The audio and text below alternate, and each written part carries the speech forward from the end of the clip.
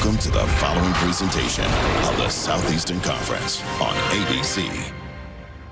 Here in Tuscaloosa, they're trying to explain the turn of their beloved Tide. 2 weeks ago, Bama won an all-time instant classic, the celebration after the thriller against Georgia. They launched to #1 in the country. Then last Saturday, the shock, the dejection, the goalposts torn down in the loss at Vanderbilt. Now they feel like they're one solid unit again. They're in sync with every goal still ahead of them. And Alabama quarterback Jalen Milroe feels he's taken responsibility. He's ready to lead. But he's up against a tremendously talented South Carolina defense. Kyle Kennard has 5.5 sacks. He's set for a big day. From Saban Field at Bryant-Denny Stadium, welcome to the SEC on ABC, presented by Tums Gummy Bites. It's #7 Alabama, ready to show the world what they're really all about, taking on a hungry and capable South Carolina squad. As we say good afternoon, everyone, Joe Tessitore alongside Jesse Palmer. And for many around here, it is the most unacceptable reality of all that #1 Alabama lost to Vanderbilt. So, Jesse, I know college football is far different nowadays. Right. How do we explain how we view this version of Bama right now? I think the question to me, Joe, is just what's Alabama's mindset coming into this one, right? Because it really has been an emotional roller coaster for them. You mentioned it. You go from winning one of the great games in modern SEC history against Georgia, follow it up losing in one of the biggest upsets in conference history. Probably Alabama's pretty embarrassed right now, and they're going to come into this game with a crazy intensity. I know as a player, if you lose a game like that, you cannot wait to take the field again, just to atone for everything that happened. So if you're South Carolina in this game, you're also coming off a blowout loss at home last week against Ole Miss. You've got to be ready to go. You've got to be ready to match the intensity that Alabama is going to bring, because, Joe, I guarantee you Alabama is a very, very angry team right now. South Carolina defensively, listen, they went to Kentucky, they thumped them. But Bama hasn't lost 2 straight regular season games since 2007. We'll be back with kickoff after this message and a word from our ABC station.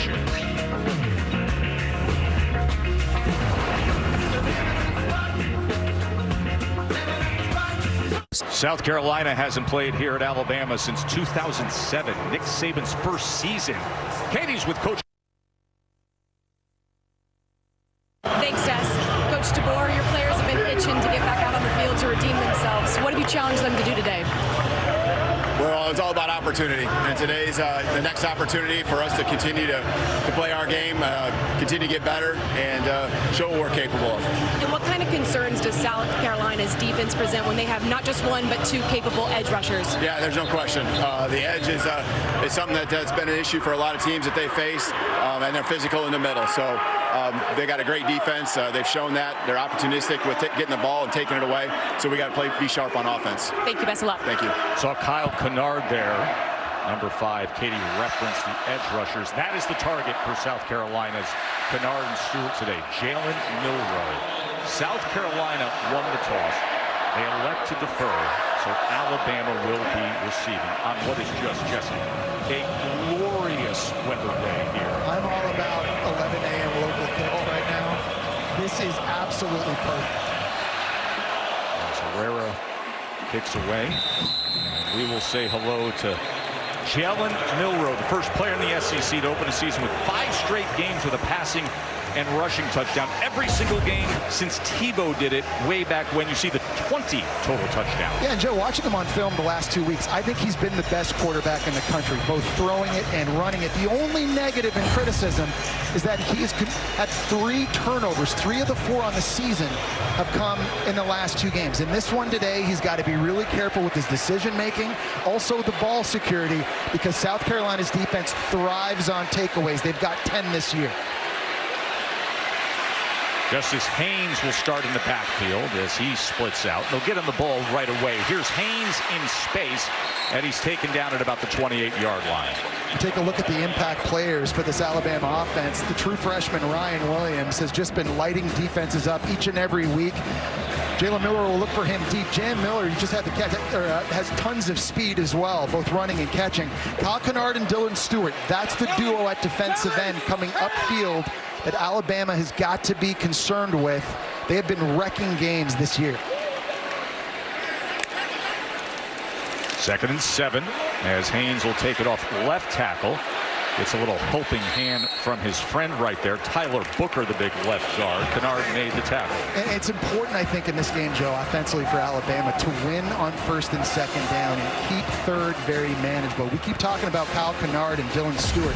You don't want to be living in 3rd and long situations and allowing these guys to come off the edge, pinning their ears back. They just want to get off to a nice, consistent start. You remember, 2nd throw of the game last week against Vandy was a tip ball interception as Haynes takes it ahead. Very close to that line of game. We'll check for the mark of that ball. He thinks he's got it, but I think he may be marked about a football short. And Alabama's going to get over the ball real quick right here, looking like they're going for it. 4th and inches. Milroe spins free and has the 1st down. So that was 4th and inches from their own 34 on the opening drive. And no hesitation from head coach DeBoer and this coaching staff right away. After not getting it on 3rd, they come right back to the line of scrimmage quickly, and you've got a big, strong quarterback, and Milroe hesitates for a moment, finds the crease there off the left-hand side, able to move the sticks. Give credit to the H-back, Robbie Oots, who was 6'4", 270 pounds, to clearing just enough space.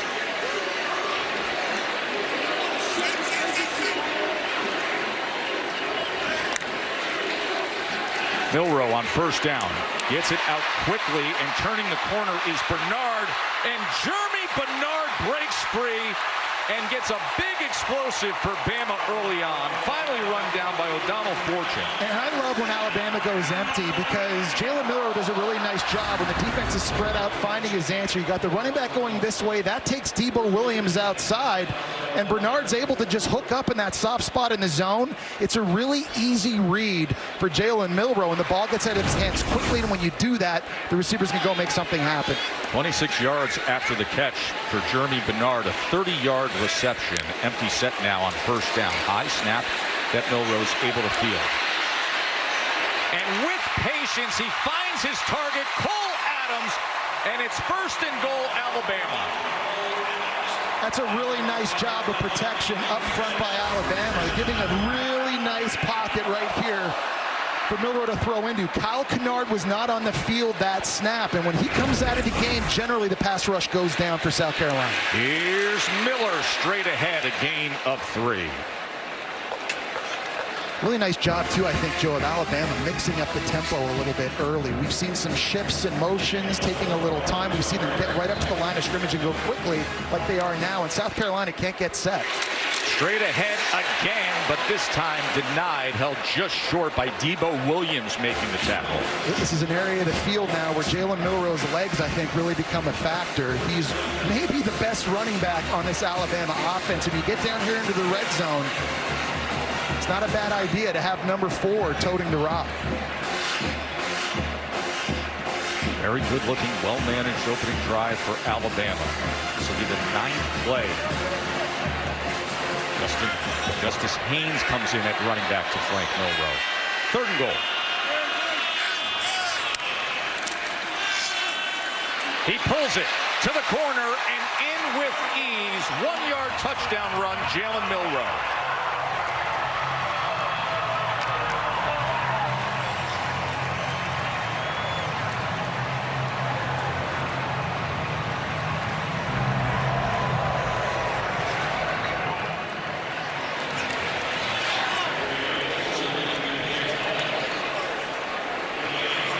What a difference a week's make. As last week they got off to that sluggish start, the turnover against Vanderbilt. This is what he said to us yesterday. Milroe turned and just said, listen, we just want to move the chains. We want to manage things well, get off to a good, clean start. Well, that time on the zone read, there were 4 different defenders from South Carolina that bit with the run. Right here, Milroe just able to keep it himself and take it outside. Really nice job of execution. Could not have asked for a better start. Alabama on the board early here in Tuscaloosa. 7-0 over the Gamecocks.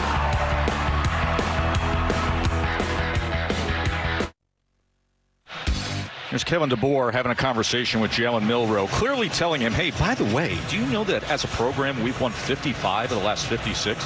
when we score a touchdown on the opening drive. I just love the conviction in the play calling and the decision, Joe, to go for it as fast as they did on their own 34-yard line, especially coming off the loss last week at Vanderbilt, right? You're just trying to send a statement to your team. I think they clearly did that. It aligns with so much that we heard this week from Alabama as to how they bounce back. LaNorris Sellers is the starting quarterback for South Carolina. Just remember a few weeks ago against LSU, he had a tremendous game, had the 4-yard touchdown. Left later with an ankle injury, but the wheels were on. Had a 75-yard touchdown, the longest by a South Carolina quarterback in program history. Yeah, Joe, he's special, and he's got a lot of things that you can't coach. He's 6'3", 242 pounds. He's got the arm talent to make all the throws, and obviously he's dangerous running it. Now, he may not be 100% still because of that ankle injury. He missed the game against Akron. They need his legs in this game. Extending plays, but also in the design QB runs. Same could be said of his running back, Rocket Sanders. That is batted right at the line of scrimmage. Wow. That was Justin Jefferson from the linebacker position that just went up. That was like volleyball. That was like Katie George back at Louisville, just stuffing somebody at the net. Great job reacting. This is just going to be a quick throw over the middle of the field. And how about the ups by Justin Jefferson? Thank you, Jesse. It didn't happen often. Second down and 10. Sellers extends the play, gets it to Sanders, and Rocket Sanders. A first down for South Carolina. He looks closer to 100% health this week. Tweaked his ankle in the blowout against Akron. Well, that's what I'm talking about with Sellers right here. There's going to be a little bit of a pocket. He's going to have a chance to step up before finding some time and making the throw to the swing outside. His legs have to be a factor, and it's not 75-yard touchdown runs necessarily, but just buying time and finding the easy throws. First down run. As Sanders tries to test the left side of that line, the transfer from Arkansas where he had so much success. Yeah, and they got to get number 5 going. And outside of the LSU game, Joe, they haven't been able to do that this year. And yes, he is battling the ankle injury, but this offensive line has got to give him creases. He had a 66-yarder against LSU, had a couple of scores against the Tigers.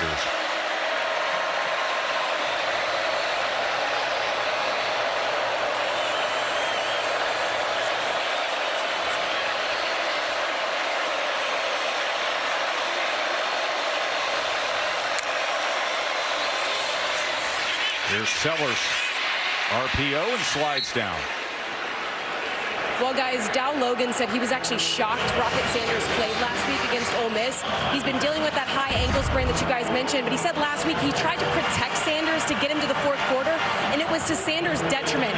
He had a hard time finding his rhythm. Logan said if he's out there feeling healthier, he's just got to let him go. He wants to get him early touches here often so that he can find a rhythm here today. And Katie, he's one of the best short yardage running backs I've seen on film this year. At 6 foot, 230 pounds, he finds ways when you give him the ball. Here's third down and 2. Quarterback run, lot of traffic, and unable to get free is LaNorris Sellers. Deontay Lawson finally got to him. Well, Lawson got to him, but it was Tim Smith, their defensive tackle, who made the play. He absolutely bull rushed right guard Torricelli Simpkins right here, right into the play. There was absolutely nowhere for LaNorris Sellers to go up front. Just a great job of being physical by Tim Smith at the point of attack. Ty Kroger on to punt away after that excellent play by the front of Alabama. Cole Adams is the return man.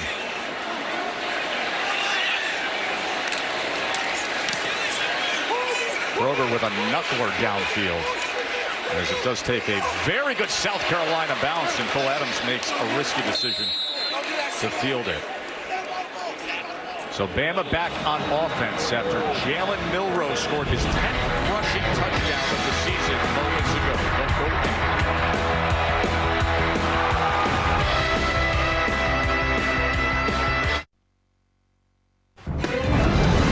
ABC College Football is presented by Tums Gummy Bites. Get fast relief of occasional heartburn.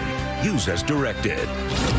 And in part by the Sonic $1.99 menu. Live free. Eat Sonic. Just get the sense we're going to be referencing October 5th while we're still discussing college football in early January. Last week was total chaos. Total chaos, and this is something that's going to continue to happen throughout the course of the season, particularly in the conference in the SEC when you take a look at some of the matchups coming up now, too. A long way away from the end of the season. A lot of exciting games left to come. Bama's second drive of the afternoon as getting it quickly into space to Ryan Williams, who was driven down immediately by Collier. Jalen Milroe, the stats keep coming.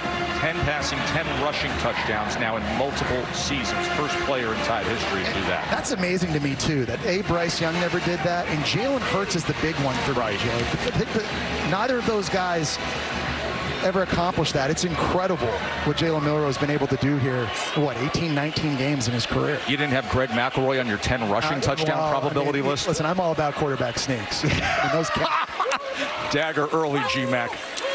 Here's your second down run as Kennard makes the tackle of Jam Miller. Okay, so this is the scenario South Carolina wants to set up. They want 3rd and long, and you want Kyle Kennard and you want Dylan Stewart, the true freshman, on the edge. They're going to line up wide outside, and they're going to try to get upfield. What South Carolina likes to do on the inside with their D tackles is occupy centers and guards with twists and stunts. And then out here, it's using your speed to get to the quarterback. Opportunity for that on 3rd and 9.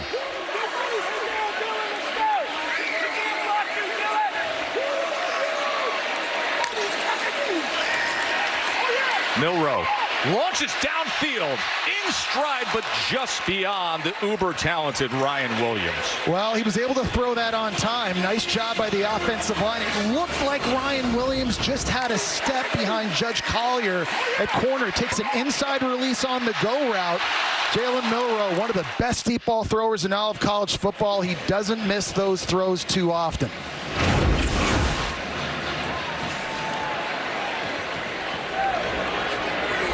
No return man back for South Carolina. Let's see if they come after this. And now they split back into formation as Joe DeCamillis, special teams guru, giving it a shot, and Burnham quickly had to get it off, and the flag does come down, so they send it to special teams coordinator Joe DeCamillis. And of course, Beamer loves his special teams play, but he's not going to be happy with the flag. Risk reward right there. Wow. They got roughing the kicker and not contacting the kicker. I was wondering what that was going to be. Previous spot, it is first down. And with that 4th and 9 becomes first down. It's an automatic first when it's roughing the kicker. They're coming off the edge. I mean, he dives under his leg, and the punter is going down to land. And did you see the snap? Falls on him. Yeah. When you know the rush is coming, Hibbert, the snap, I mean, that was Burnham just fielding that, and to get the operation off in that time. Is that roughing the kicker to you, Joe, or is that contacting the kicker? Listen, we're going to bring our rules expert if we need to. Matt Austin can adjudicate on that. Matt, what do you say on that?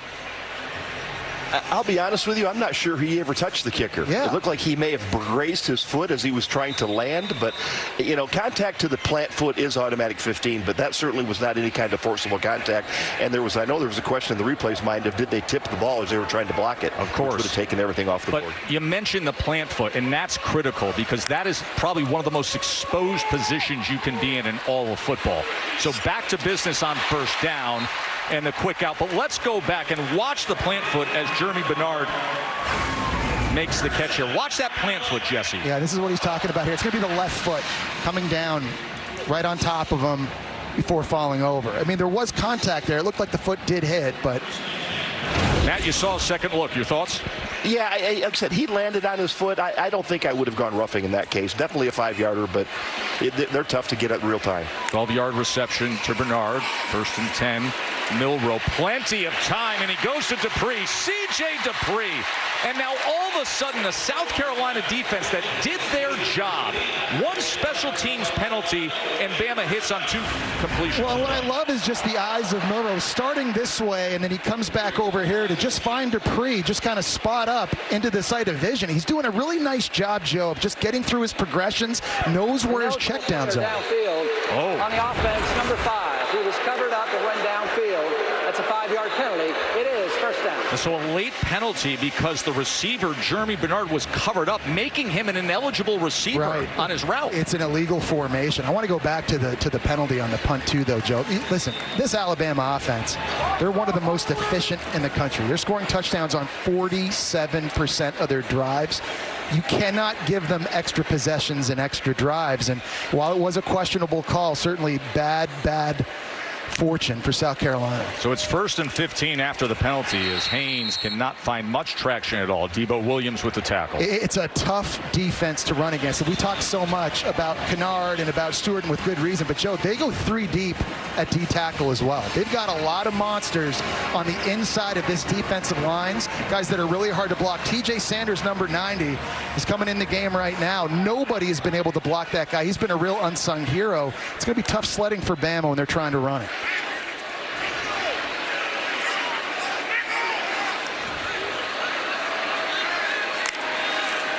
Second and 14.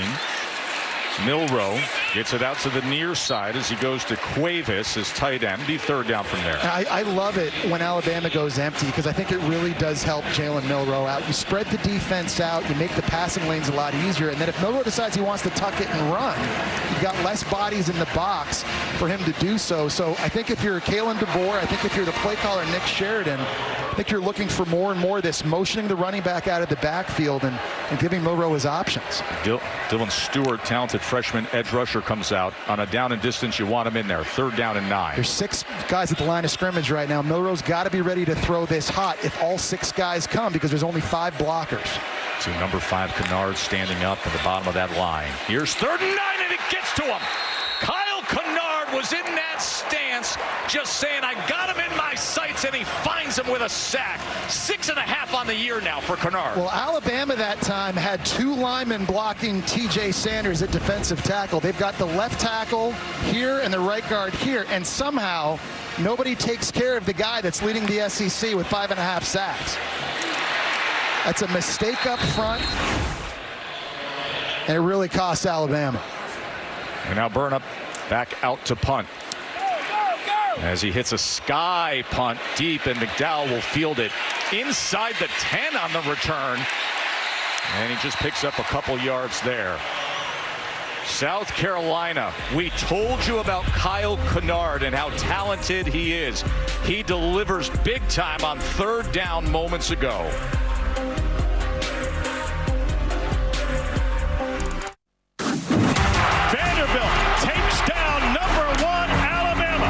Disappointed, frustrated. For us to go out there and not play up to our standard, it definitely was frustrating to me. Quite frankly, pathetic and embarrassing.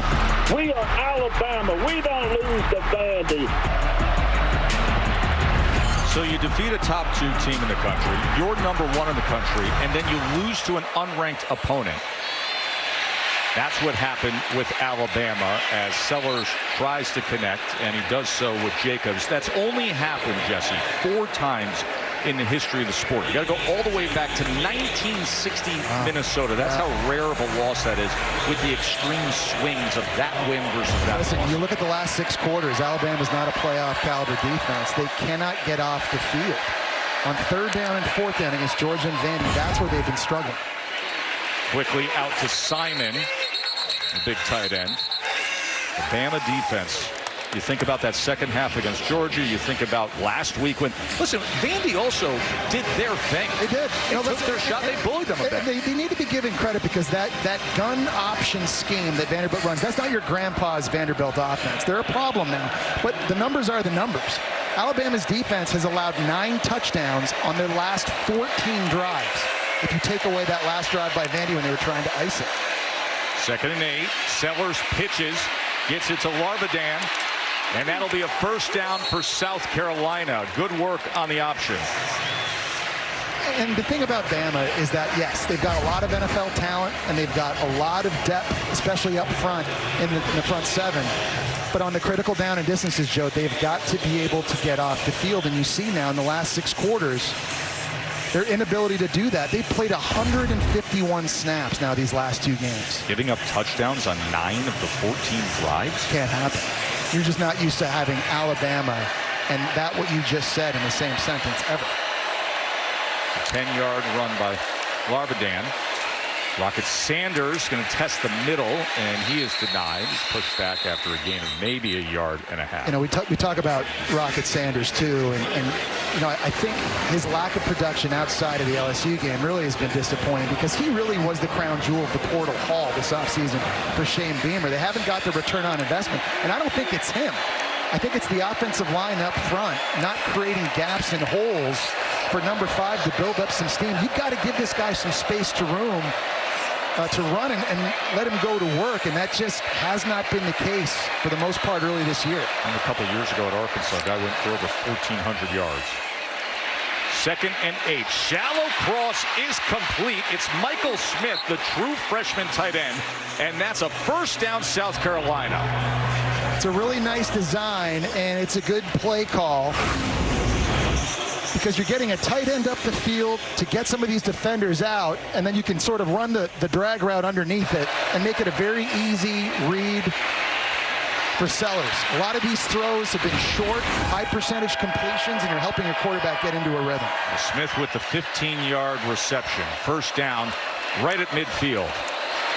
Sellers, design quarterback run. That's a tackle for loss. That was Justin Jefferson who read it perfectly. Great job reacting to it. He saw a gap between the center and the guard right away, and as soon as he identified it, he came flying downhill. One guy goes to the right, one guy goes to the left. There's just zero hesitation. South Carolina's trying to get Lenore Sellers going in this game early, running it, but you've seen Jefferson now make a couple big plays early from the linebacker spot. Final seconds of this first quarter. They're going to let that clock bleed down. Alabama trying to bounce back after the loss to Vandy. Jalen Milroe helped with the touchdown. The SEC on ABC, presented by Tums Gummy Bites, returns after this message and a word from our ABC station.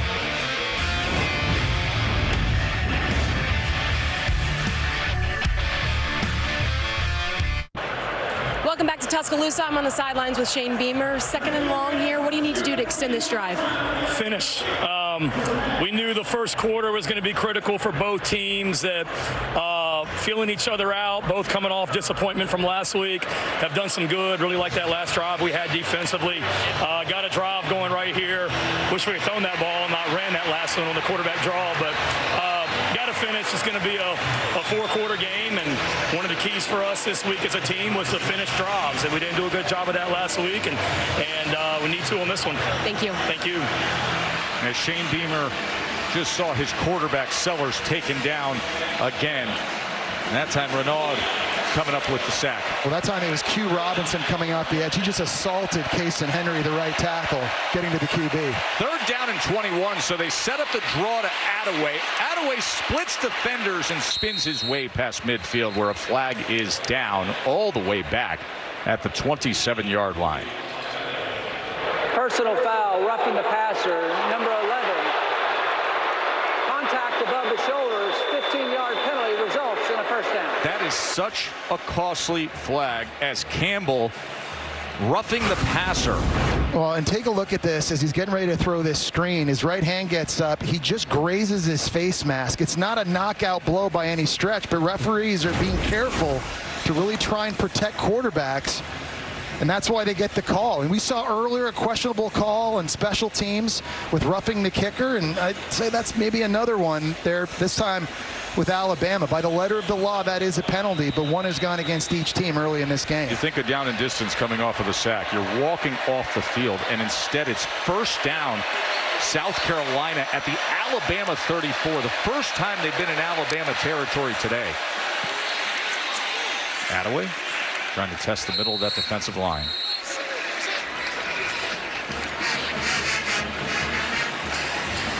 And with that last penalty, it kind of goes back to what we were talking about earlier, Joe, about Bama's struggles getting off the field these last 2 games. Vanderbilt converted 12 of 18 third downs. Georgia was 5 for 5 on 4th down. And whether it's penalties, whether it's lack of execution, no matter what it is, that's just been the issue with Alabama, and I don't think they can reach a playoff or compete for a national championship unless defensively that changes. 2nd and 7. Sellers is going to keep it. Sellers is going to turn the corner, but he was undercut at the last second by Damani Jackson. Damani Jackson's slow getting up. Remember, Sellers is 243 pounds, so he is a load to have to tackle. And that's not a good sign. No, and Jackson, he went low that time. You can see he's struggling to put weight on that foot. And this is a secondary, Joe, that really has struggled the last 2 weeks as well. You see him going down deep. It looks like maybe he takes a knee right to the side of the body. He's going in the tent now very gingerly. Starting corner for Alabama. Had a pickoff against Carson Beck in that thriller against Georgia. When he came out of high school, he was the #1 cornerback in that recruiting class. So a drive that started at their own 10-yard line. This is the 11th play coming up. And it's 3rd down and 3. Sellers gobbled up and taken down again. Tim Smith has been so active, Jesse. He really has, and he lines up here kind of in a tight defensive end position, flexes outside, and then beats the true freshman, Josiah Thompson, around the edge. He's a 5th-year player who's good against the run, but he's got so much power, and he's twitchy, too, and he shows you it right there now, setting up 4th down, and LaNorris Sellers, he's still on the field. 4th down and 11.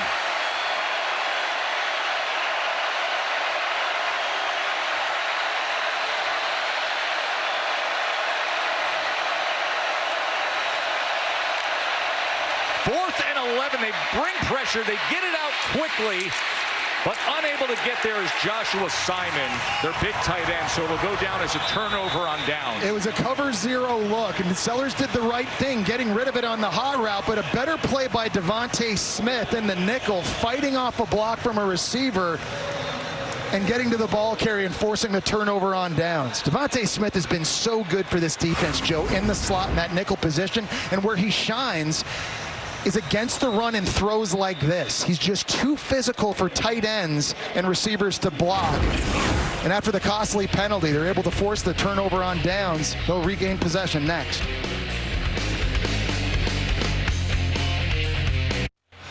We ask you to help those affected by the recent hurricanes. You donate at redcross.org/ESPN. Help the Red Cross respond.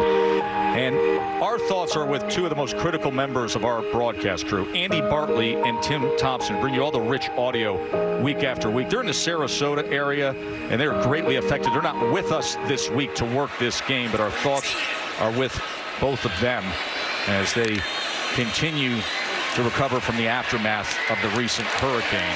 As Ryan Williams is able to break free and scoot ahead. Checked in with Andy, by the way, Jesse, just before kickoff, minutes before kickoff. He said, just so people have a sense, he says, we're still digging out.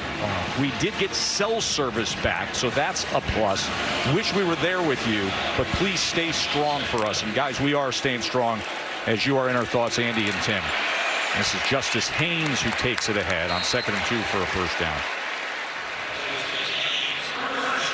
And that is the scene as Jackson, starting cornerback, was injured when LaNorris Sellers was running over to his side, and he undercut him for the tackle, but immediately stayed down on the turf. That's bad news for Alabama. Remember, it was the secondary this year that lost 2 corners the first 2 rounds last season. Caleb Downs went to Ohio State. They've got a lot of new faces and a lot of true freshmen in that secondary, and it's a guy they're going to miss. Justice Haynes goes ahead. By the way, the turnover on downs we saw moments ago is officially going to be recorded as an actual turnover, a fumble that was recovered on that tackle by Malachi Moore. So that is how Alabama received the ball. And so, you know, you're in a situation now where if you're Alabama, you've got to keep track of number 5, and Kyle Kennard. He had the sack on the last drive. He was out for a couple plays. Now he's back out there again. As a play caller, Nick Sheridan has to be aware of that. 2nd and 5. That was overthrown and nearly intercepted. That was O'Donnell Fortune, who had a chance for the pickoff as it was intended for Ryan Williams. Yeah, they brought a blitz, and there was a free guy coming off the edge, and it forced a high throw from Jalen Milroe. He just had to get rid of this thing, and it changed the trajectory. Very lucky. That was tipped and almost fell right into the hands of Fortune. We talked about this defense thriving on takeaways, 10 on the season. That's 2nd in the SEC. More often than not, those plays, Joe, they've been going their way. Bama only 1 of 4 today on 3rd down. Here's a 3rd and 5. Milroe with Kennard chasing, more pressure, and they get to him. How about this Gamecocks defense with Knight finishing it up, getting to Jalen Milroe? Well, that time it looked as though Alabama's offensive line was sliding away from Kyle Kennard and working to the other side with Stewart, and it's the second time now in the last 2 drives that no one's worried about Kennard coming off the edge. It's just too much speed. Yeah, I mean, like we talked about with Nick Sheridan, you got to always know where he is. You got to have a plan for him. There was just absolutely nothing Jalen Milroe could do on that play. He is so disruptive, isn't he, Jesse? Well, he's been wrecking games, Joe. He's been living in people's backfields. You can just see the speed he has off the edge is just unbelievable. Second punt of the day for Burnham. Outside the numbers, takes an excellent bounce before McDowell fields it. Well, the pass rush for South Carolina, that's been a big story in this game, and there's a variety of problems. Now, you at home all know about Kennard at this point. 254 pounds, his get-off is so explosive, and he has the ability to bend around the edge. He gets to you in 3.13 seconds, but on the other side now, you've got a true freshman at 6'6", 248, and Stewart. If you pump fake and you don't get rid of it, that's too much time. You can't double team both of these guys. That's the problem. And when the speed both gets up the field, it's a quarterback sandwich. I mean, they just push tackles and collapse the pocket. This is a big reason why, Joe, this is one of the best pass defenses, not just in the SEC, but the entire country. They've got first-round talent on both edges coming upfield. Great combination. Robbie Ashford comes in at quarterback. Former starter at Auburn, good runner himself. There was some movement on the right side of the line. Came in last week on the second series for South Carolina with a package as well. False start. Offense, number 75. 5-yard penalty. First down. Well, normally when Robbie Ashford is in the game, there's a quarterback run, or they're going to be running the football. So it'll be interesting to see how that impacts Alabama's defense, and with personnel playing maybe more man coverage, maybe adding more guys to the box. They're just substituting some fresh linebackers, trying to get more speed on the field, anticipating QB run. After the penalty, 1st and 15. Here is the quarterback run with Robbie Ashford. You can see the burst that he provides, tackled by Campbell. And Alabama knows all about that too, and fans certainly know all about that, because when Robbie Ashford was at Auburn a few years ago in 2022, he ran for 122 yards and 2 touchdowns in that game. He was 3-7 as the starting quarterback at Auburn. Did have a big home win against Mizzou in overtime. Had a big win against A&M when he was down there on the Plains. Keeps it this time, nearly tackled for a loss, and then has to wiggle his way just to make something of it as a flag is down. The tackle came in from Sav. Yeah, Gage Larvadan at receiver, I think, may have got called for holding there, but you're seeing Bama play their safeties really close to the line of scrimmage, expecting Ashford to keep the football. Matt Loeffler, our SEC referee today. Holding. Offense, number 7. 10-yard penalty. Correction, half the distance. Penalty. Replay, second down. It's a senior receiver, Larvadan.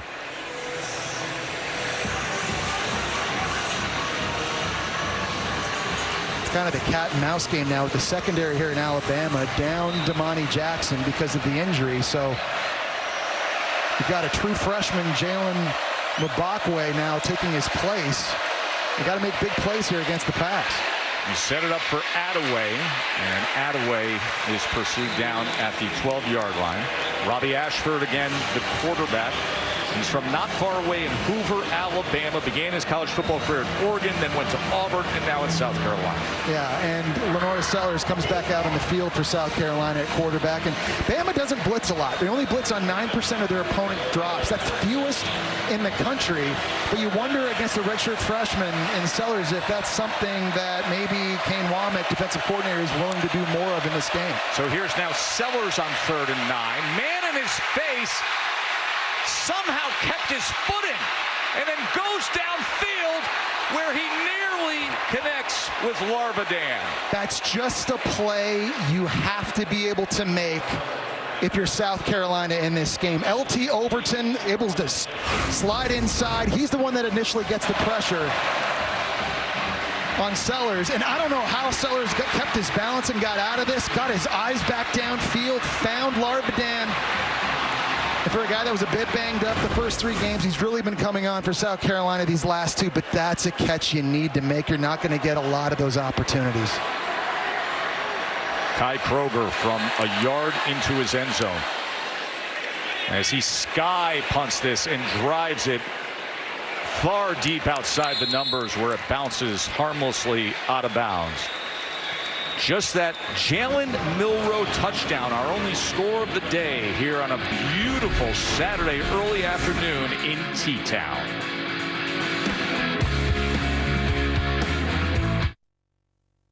ABC College Football, presented by Tums Gummy Bites, is brought to you by Taco Bell. Download the Taco Bell app and vote for your favorite Live Más student section. Have you ever seen a bigger swing from one week to the other? The win against Georgia and then the loss to Vandy, a Vandy program that only has 2 SEC wins since the end of the 2019 season. Look at these numbers as this game separated by a touchdown, but each team has had 21 plays, and each team with a time of possession of 10 minutes and 55 seconds. Jalen Milroe with the touchdown run on a very good-looking opening drive from Alabama, but since then the South Carolina defense has responded. Jam Miller out of the backfield. And it's just a very good, quick decision by Jalen Milroe that time. He's watching Debo Williams at linebacker, and he freezes him with his eyes for just a second and immediately gets the ball out and spits it to Jam Miller. He just has such a good command of this offense. Each and every week you see more and more confidence, quicker decision-making, and firm command of everything that Kalen DeBoer and Nick Sheridan are throwing at. 13 yards to Miller.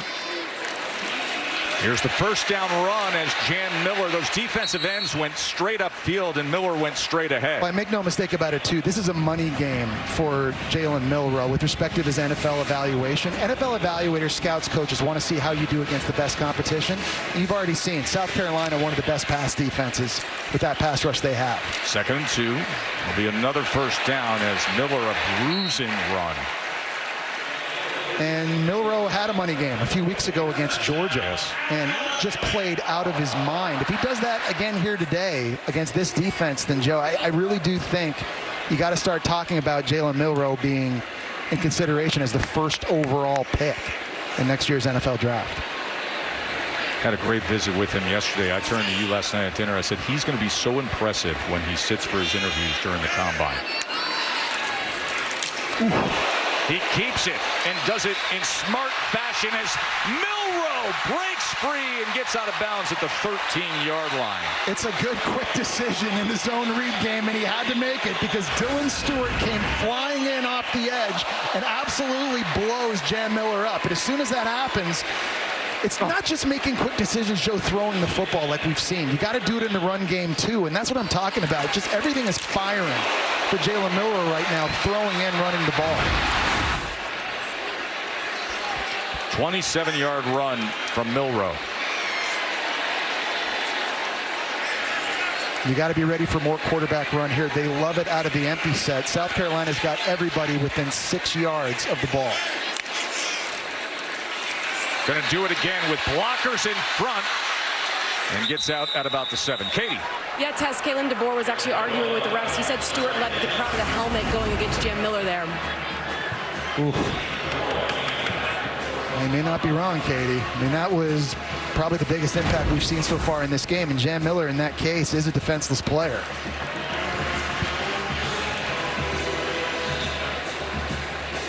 Aaron Milroe told us yesterday, said we had to be honest with each other this week. It was all about embracing hardship and wanting to improve.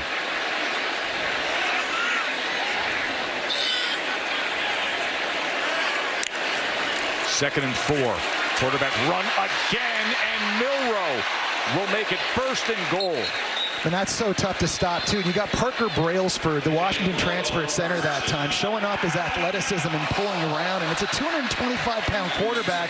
You got to slow down his momentum. You've got Kilgore wrapping him up around the ankles.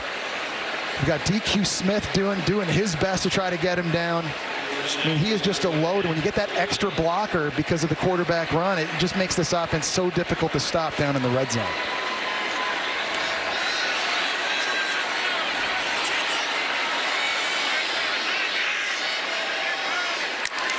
First and goal. Haynes into the end zone. Touchdown, Tide.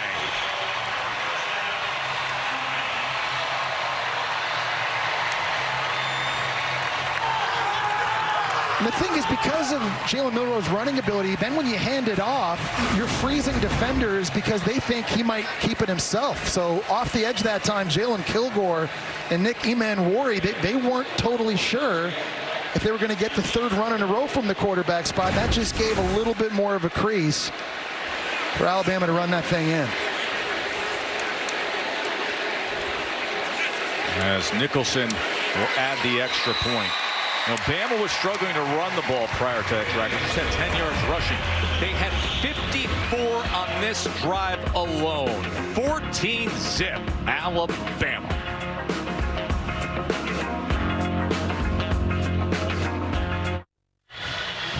Well, how good is this day?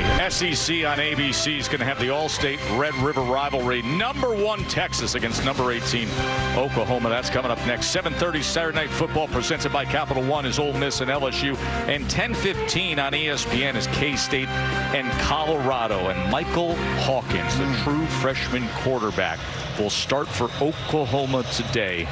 That is the first time you will see that in the Oklahoma-Texas grand rivalry. Red River, that is as good as it gets, coming up right here on ABC in what has been an outrageously fickle SEC season to this point. It's something Dana White would absolutely love this season of the SEC, right? Because 5 top 10 teams have lost. Texas just sits back and watches all the chaos. Don't worry, they got Georgia coming up. And you think about what lies ahead. 14 ranked matchups in this SEC cage match. That's the toughest strength of schedule of any conference. Did I see the chicken make it? Yeah, the chicken made it in again in the cartoon. It does every week. But it is incredible, Joe. It's true. You know, in years past, it's been Bama and Georgia and everybody else. This year, though, just maybe because of stylistically, it just feels like anybody can get anybody on any given Saturday.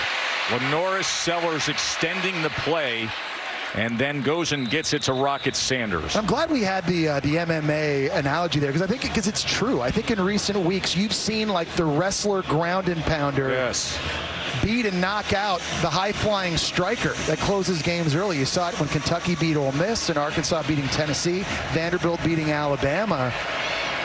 The SEC this year just feels a little bit different and with more parity. Next week, you're going to have Hernandez versus Pereira on what will be a big UFC Saturday and a huge SEC Saturday next week as well. I walked behind Pereira, by the way. Did you? Yeah, at Fanatics Fest. What's his vibe? No, dude, it's just that he's 6'4", and he walks around probably carrying 225 pounds. I don't know why anybody wants to fight that guy. One of the most dangerous people on earth. And cuts weight, gets in the octagon, and just ruins people. Can't wait to see that one. Here's first down. Sellers is going to check down again to Rocket Sanders, who lost his footing. This is a big drive here for South Carolina too, Joe, because they're going to receive first in the second half. So they've got an opportunity, a little under 3.5 minutes here, to march down the field, try and score some points and gain some momentum going into halftime.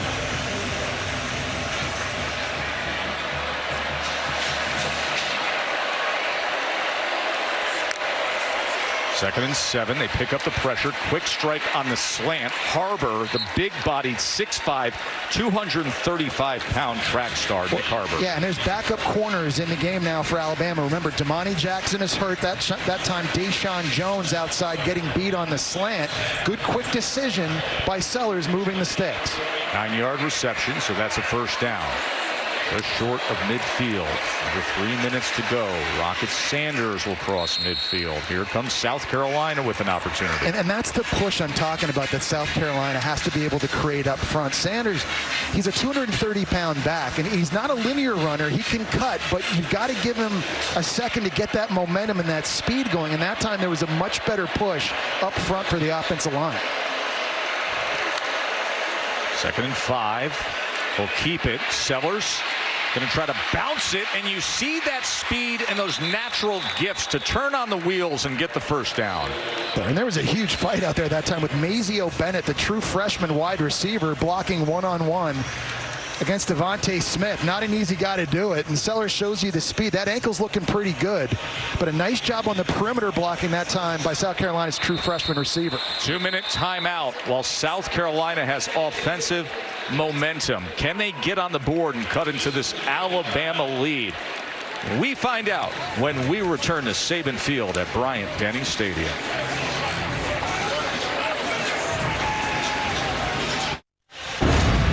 Joe, Jesse, and Katie with you here in Tuscaloosa. Let's show you how we've gotten to this point. Jalen Milroe capped a 75-yard drive to start the game.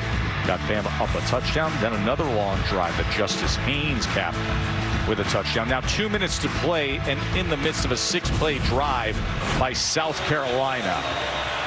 Rocket Sanders and quarterback Lenoris Sellers, that dynamic duo trying to get the Gamecocks on the board. First down, design quarterback run. Sellers found traffic up the middle, so just able to get to the outside.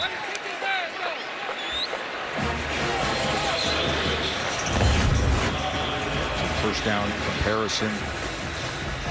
Alabama's done well on first down with 10.5 yards per play. The struggle down and distance that you see on the South Carolina side. Well, it's a big situation here for Lenoris Sellers, too, a quarterback with decision making. You need to come away with points here before the end of the half. He's done a good job so far, Joe, with that. 9 of 11 in this game. Just taking care of the football, making the right decisions. 2nd and 8. Edge pressure extends the play, but just throws it away. Is Malachi Moore coming off the edge that time on a delayed blitz, and the true freshman left tackle Josiah Thompson was slow seeing it. He's kind of got his eyes peeking in here, and this is where the pressure is going to come from outside. And on this big 3rd down now, the edge is the concern. That's been the concern all season for this South Carolina offense. These tackles being able to hold up, because you know Bama now, they're going to be trying to get upfield. 3rd down and 8. And the crowd fully engaged here at Saban Field.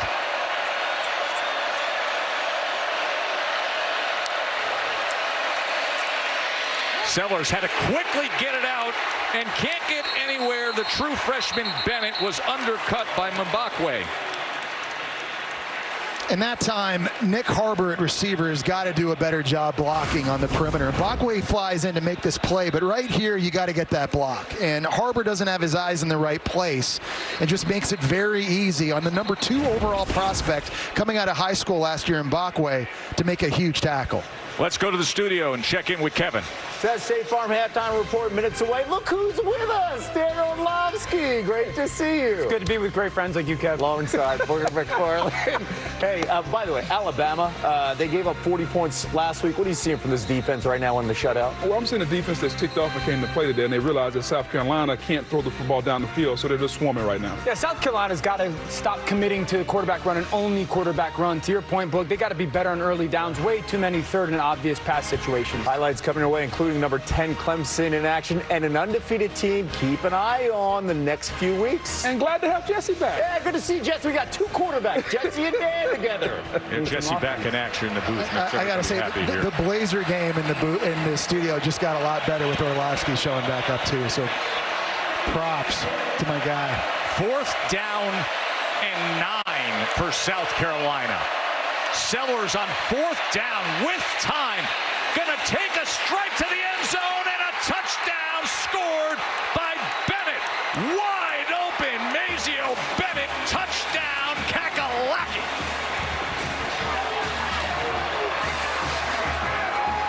It was a fantastic design by South Carolina. They had a post on the outside, and that's going to occupy this safety, and it's Mazio Bennett on the inside taking his time on the wheel route, and there was nobody deep in the 3rd for Alabama. Really nice design and play call here by Dowell Logans. Dowell Logans, the offensive coordinator, on a 4th and forever, and they come up with a huge play. 4th down. There's his dad, Norris. As Lenoris Sellers, spectacular on 4th down. And explosive plays in the passing game for South Carolina this year have been few and far between. Really hard to come by, but the true freshman Bennett, man, he's been the most consistent option on these plays, and just love this concept. You see a corner just kind of biting and staying shallow on the underneath throw. And that allows LaNorris Sellers to take advantage and throw it up top over his head. That was Xavier Mincy, a true freshman, at corner that time.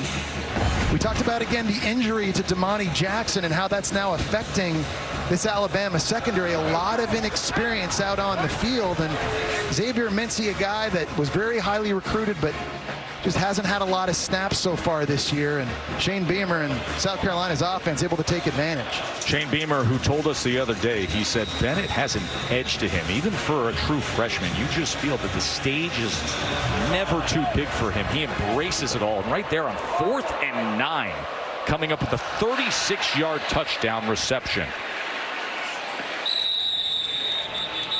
14-7.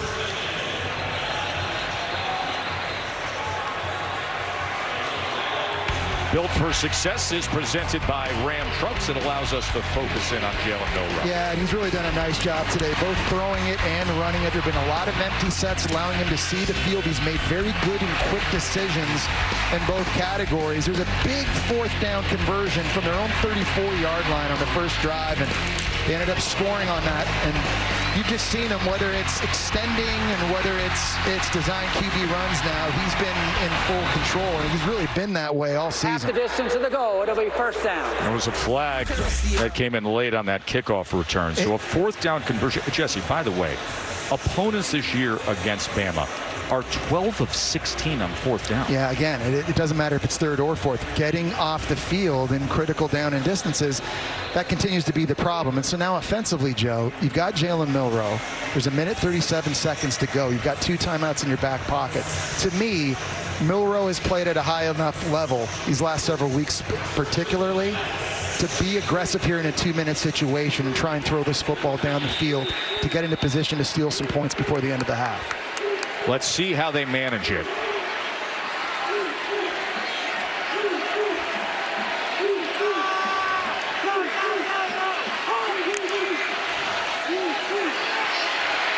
Milroe just had to get rid of it as he was drifting back into the end zone. And the officials are going to talk this one over. That should be a safety. That should be intentional grounding. That was Kyle Kennard again, and the flag comes in, and Shane Beamer says, is that a safety? I want a safety out of this.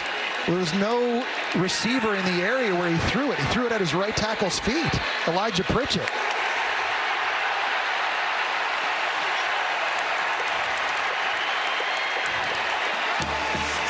He was outside of the tackle box, but that football has to cross the line of scrimmage for it not to be intentional grounding. Safety's on the board. Wow.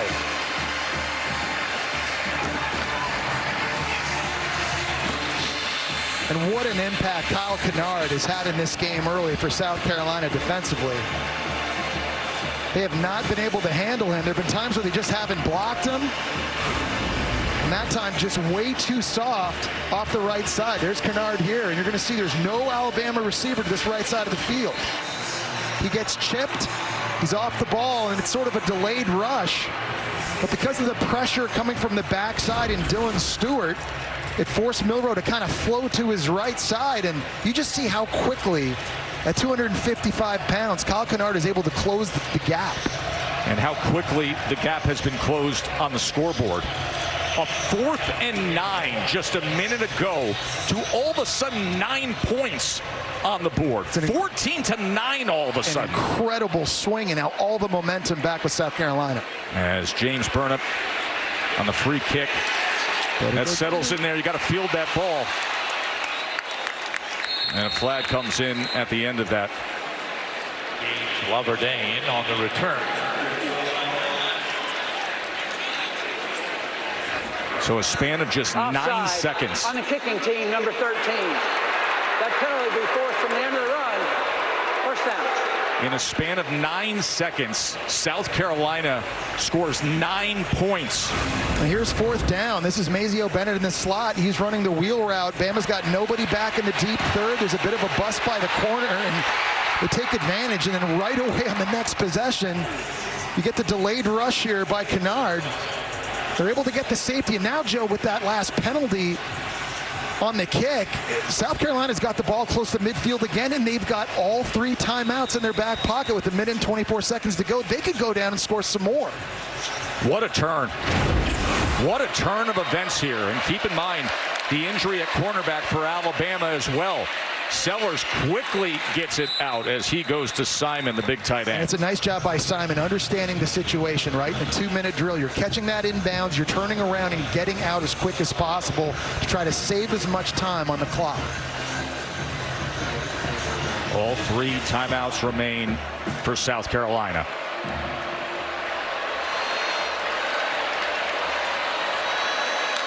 Orbit motion. Sellers looks over the middle, gets it complete. Another first down as he goes to Campbell. The game clock's going to stop here just while they reset the chain. So you've got some time now to communicate the play. You got to get the play call in quickly and get it communicated to the rest of the team. South Carolina taking a lot of time right now. I'm surprised they're not calling a timeout or they're not trying to run a play faster. They're wasting lots of seconds.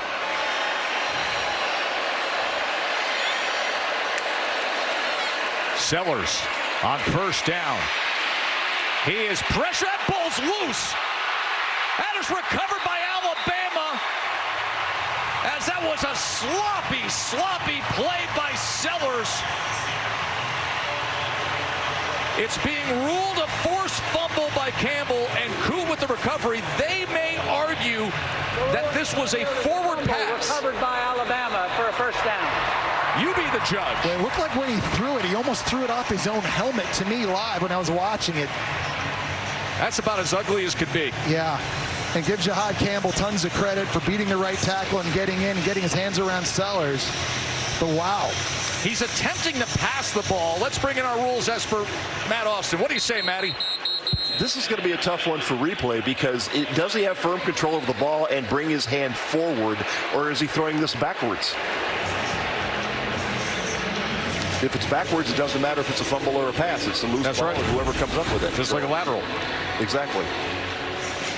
I mean, you got to have a compass on that one. He's spinning around. He has no idea where he is. He's attempting to throw the ball, but does that even constitute a forward pass? And he's showing you his inexperience on that play too, Joe, yeah. Right? Only a redshirt freshman. In that kind of situation, you can't take a sack, but you can't compound the problem by doing something like this. It's hard just reading his body language, figuring out what he was trying to do in the first place. Was he trying to hold on to it, throw it away?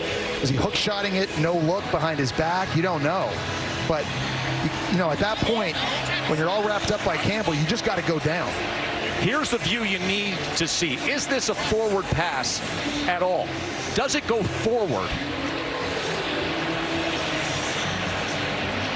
Because that's what Matt Austin explained, and that's the easiest way to come up with the answer. Matt? Yeah, looking at the close-up view, to me it looks like he notices that he's going to throw the ball backwards, and he tries to stop his hand, and the ball pops out at that point. So I think this is a fumble. Ruling on the field is a fumble. With an Alabama recovery by Koo. I'll tell you, if this ends up staying a fumble, what a job by Bama's defense, too. Kind of in a sudden change situation where you've just given up a safety. You're able to get the ball back here. You're close to midfield, and you've got time left for Jalen Milroe to go to work. So this is a massive, massive call in this game. Well, ever since we hit the 2-minute timeout, this game has gone whacking, hasn't it? Yeah. It's 14-zip Alabama, and all of a sudden a 4th and 9, a big touchdown to Bennett, a 36-yarder, and then the very next offensive play, the safety. You be the judge here. Yeah, this is right down the line. You should be able to see it. And the ruling on the field is it's a fumble, so you're looking for indisputable video evidence to have to overturn that. Is this a forward pass, or as ruled on the field, a fumble by Sellers? I think I agree with Matt. I think Sellers was trying to hold on to it. Right there, I think he's still trying to squeeze it, and then it kind of just slips out of his hand at the last second. I think that's a fumble, Joe. I would agree with you. After review, the ruling on the field stands. It's a fumble. And that is an Alabama fumble recovery. Campbell forced it, Cooten recovered it, And the Bama defense denies South Carolina's golden opportunity here before halftime. Absolute crazy sequence of events these last 3 drives, and Alabama now in great field position. Here's the guy you got to focus on. Number 5 for South Carolina. Where's Kyle Kennard? And we have to get him blocked. He has been wrecking the game for South Carolina's defense in this first half. Couple of sacks, scored the safety moments ago. That's Bama's 3rd sack today. That happened moments ago. That ties a season high. They had 3 against USF. 48 seconds and 2 timeouts for Jalen Milroe, who's going to run the ball, and he's taken down. A tackle for loss. Guess who? Kyle Kennard. That time slanting inside the right tackle, Elijah Pritchett. It's not just in pass plays. He's everywhere. And by the way, it doesn't matter who's been trying to block him. Everybody's getting some. Against Will Campbell, who might be the first tackle taken in the draft from LSU, Kyle Kennard was up in his business. He's been beating you upfield, upfield, upfield. Tackles start to set. They're a little bit hesitant, and Kennard's able to dive inside and make a play. Just remarkable. Well, he is isn't it amazing? Because this is really what we focused in on all week long, is saying, hey, there's a front 7 of South Carolina now that you have something to deal with if you're Jalen Milroe, and Kennard has completely delivered on that assignment. Isn't it amazing the luxury you have when you can get a pass rush with just 4 guys and keep 7 in coverage, eyes on the quarterback? That's why they get takeaways, but you've got special talent coming off that edge in the Georgia Tech transfer for Kennard that nobody's been able to block consistently this year. His first year at South Carolina, he has completely over-delivered on expectations, playing his very best today, and that front gets to him again. This time it's Tonka Hemingway. Man, oh man, is South Carolina firing off on that defensive line. It was a bad job by Jaden Roberts at right guard first, and then it was bad by Justice Haynes at running back, trying to get a chip. 2 guys miss him. What a great job spinning into the backfield at 288 pounds. And Clayton White, my old teammate, we were rookies together in the New York Giants. Man, he is dialing it up right now. He was a great player at NC State before he came to you on the Giants there. He led them in TFLs and single game tackles.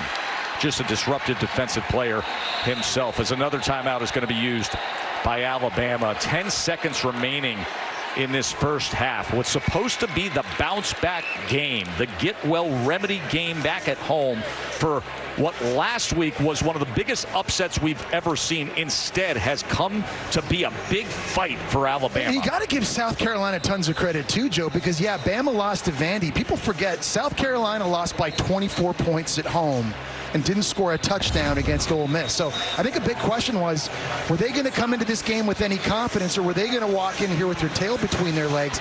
They have matched the intensity that Alabama has brought here to the park.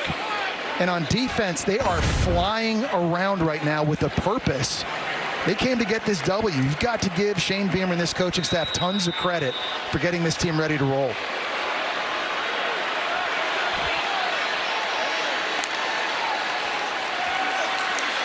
Milroe, final seconds here before halftime.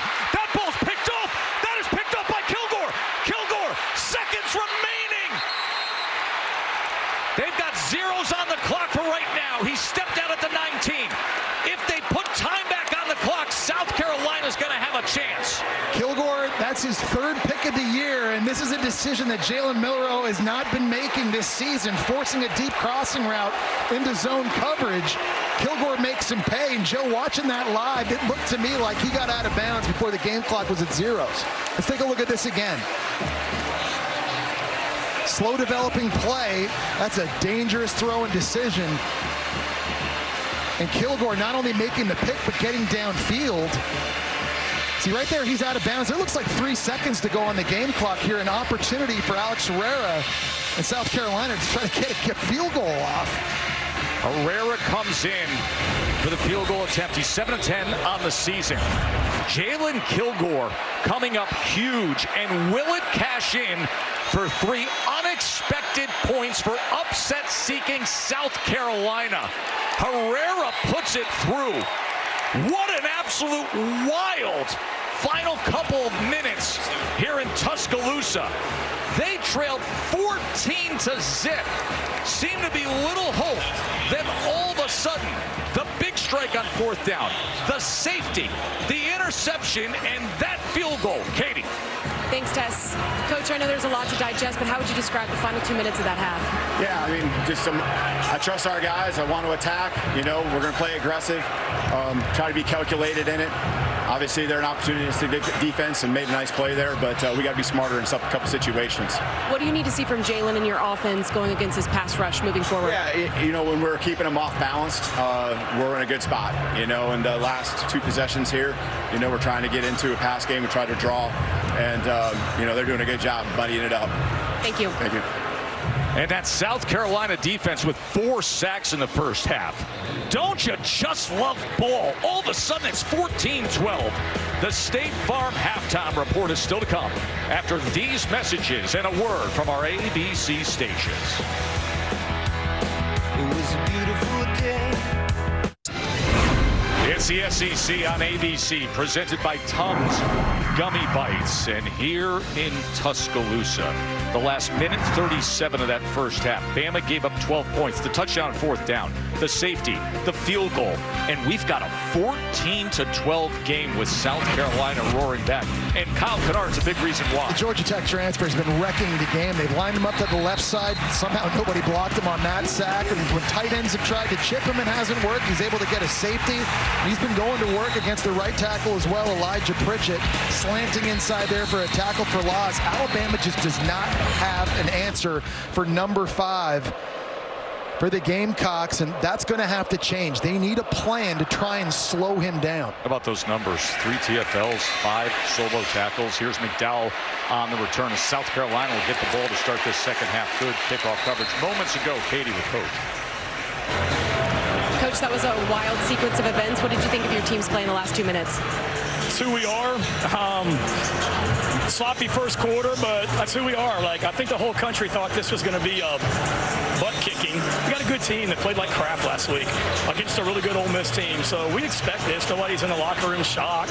We knew coming in here we had to affect the quarterback. We're affecting him right now. We've sacked him 4 times, and we've gotten some turnovers. We said we needed to make them deal with us. We've gotten the crowd out of it. We're making them deal with us. But the other key was we got to finish. And we got to be better on 3rd down offensively. We can't turn the ball over, but, you know, we got a very confident team. We had that coming in here, and big series to start the second half here. Thank you. False start. Offense, number 3. 5-yard penalty. It is first down. Jesse, that deal with us mentality, that is exactly what Vanderbilt did last week, especially in the second half. Absolutely, and I think if you're looking at the defense now for South Carolina, Joe, they smell blood in the water. They feel like they're dominating. I think the key offensively now is you had a bad turnover at the end of the first half. That can't happen again. You've got to play error-free here in the second half if you're going to win this game. Rocket Sanders takes it ahead for South Carolina. And that's a good start. You know, it starts with your ability to run the football. You got to be physical. You got to keep 3rd downs manageable. You got to help out your redshirt freshman quarterback and give him play-action passing opportunities. So you can do that by trying to get Rock Sanders going here in the run game. Sellers on 2nd and 9 will give it to him again, and it'll be 3rd down from there. Tackle by Campbell. And the problem now in these situations for South Carolina has been the edge. Their tackles have been very soft, and it's been that way for the first half of this season.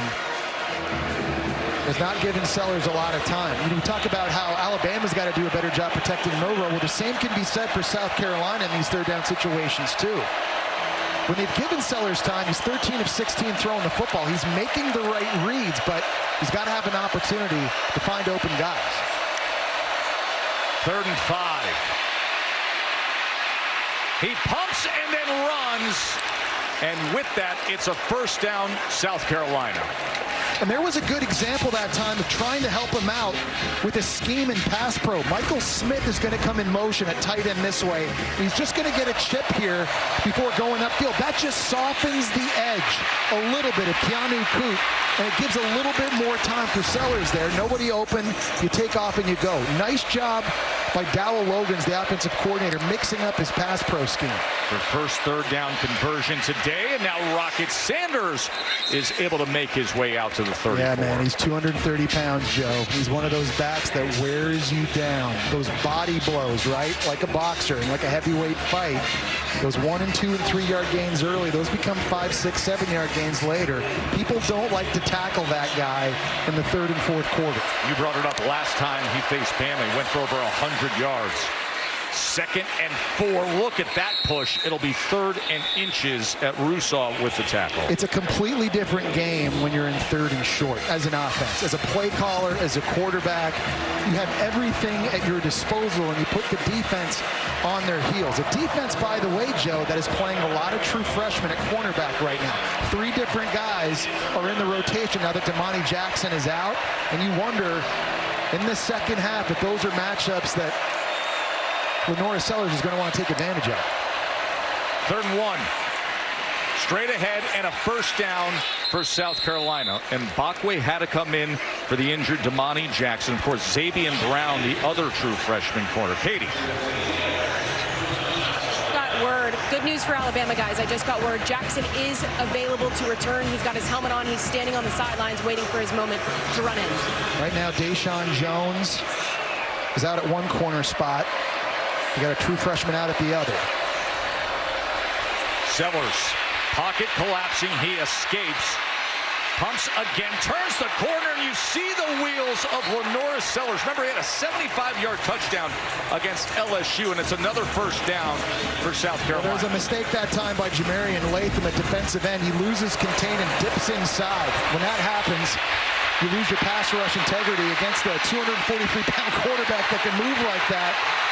He's going to make you pay for it. Good decision by Sellers. He's been making a lot of good decisions in this game so far, Joe, outside of the one turnover at the end of the half. Attaway, as he makes his way inside the 45. Now, this is as good on this drive as they've looked running the ball probably since LSU, Joe. And now they're pulling backside players, getting more bodies at the point of attack, and they're trying to be physical, and they're trying to establish the line of scrimmage. It's a good sign early, I think, if you're Shane Beamer watching your offense. Opening drive of the second half. Sellers. He is sacked that time. That was Latham crashing down on LaNorris Sellers. Well, Latham's working against a true freshman in Josiah Thompson, who really has his hands full here. And we saw it last time, him go inside and lose contain. This time, just kind of posts him up. Great job hand fighting and knocking the hands away of the tackle to get leverage to cut inside and get to the QB.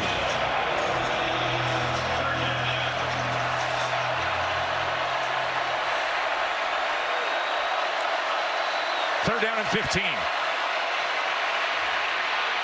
Drives the ball complete over the middle for a first down to Bennett.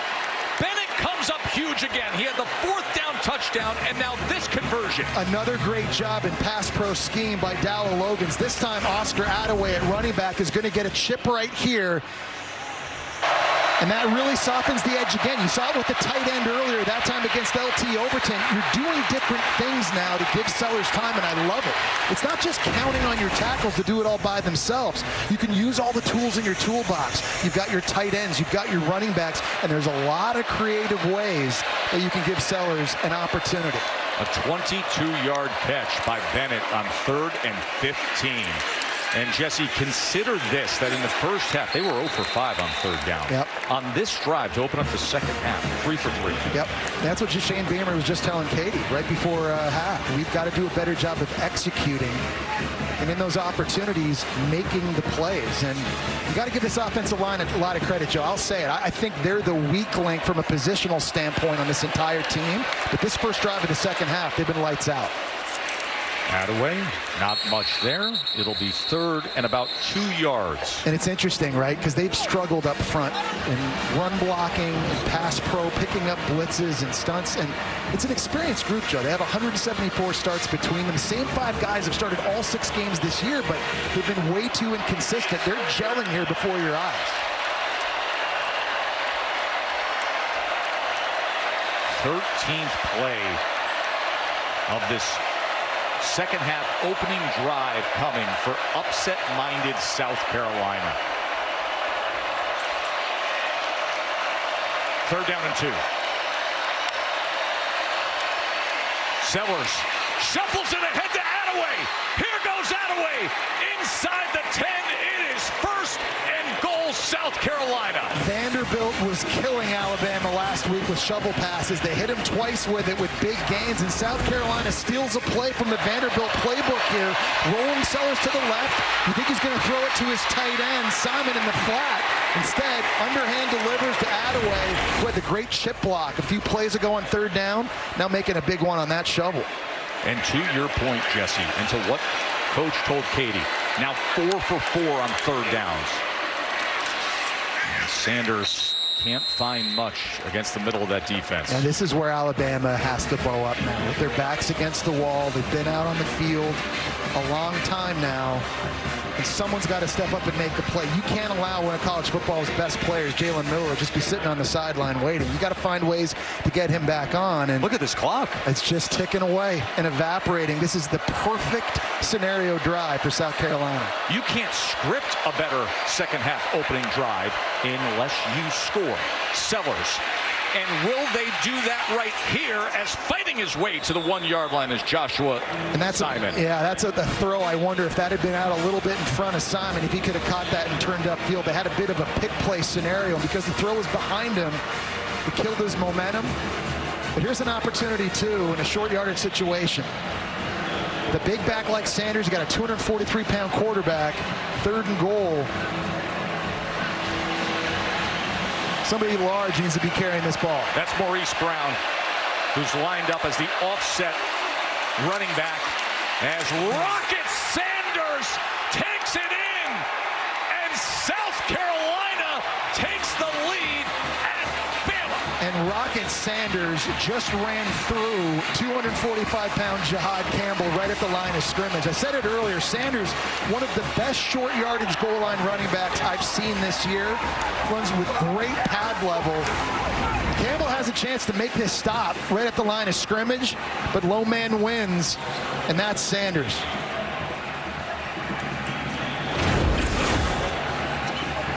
What a drive to start the second half if you're South Carolina. I mean, Jesse, as perfect as could be in every way.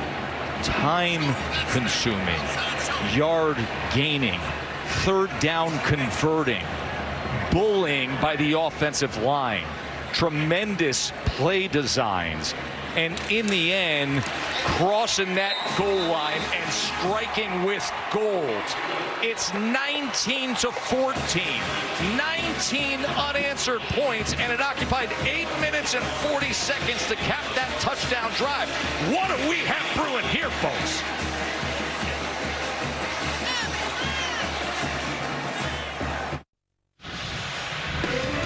It is coming up. The beautiful Texas State Fair, of course, home to the Red River rivalry, the 120th meeting. Number 1 Texas and number 18 Oklahoma coming up 3:30 right here on ABC. In my entire career, Jess, you ask me what's my favorite game I've ever done.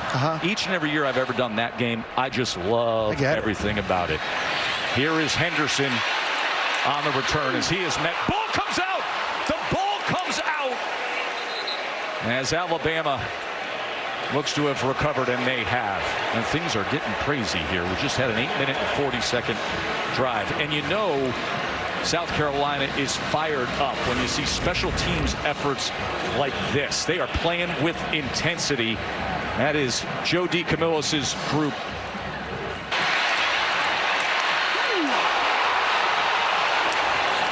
David Busey coming in strong. And now finally Jalen Milroe is out on the field. 6:14 remaining in the 3rd, and the first time we see him in this second half as he gets it complete to Cole Adams, who kept his balance and goes for more. Yeah, I want to watch this again. I wasn't sure if his left knee touched the ground. I'm curious if they're going to take a look at this. Because it looked like at this point right here, he's spinning out of it. Watch the knees on a defender's body. Wow. And such awareness to just roll over the defender. Jam Miller now on first down, and he gets it out just past midfield. Yeah, and I know we've been talking a lot about the pressure that South Carolina's been able to get on Jalen Milroe, mostly because of Kyle Kennard. And I just wonder if you're Alabama now in the passing game, if you start thinking about moving the launch point in the pocket, not just letting number 5 pin his ears back, expecting him to be 8 yards behind the center.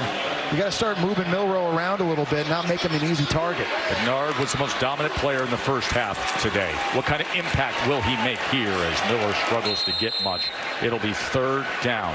South Carolina defense, they have been the stories. Kennard comes up with another tackle. He's had a lot of success in this game working on the right side against Elijah Pritchett at right tackle. They've been getting tons of pressure on multiple drops, and right now Alabama doesn't have a tight end or running back over to that side, so Kennard is one-on-one with the tackle. 3rd and 5. He saw the 4 sacks against Milroe, the most of any team so far this season. Here's 3rd down.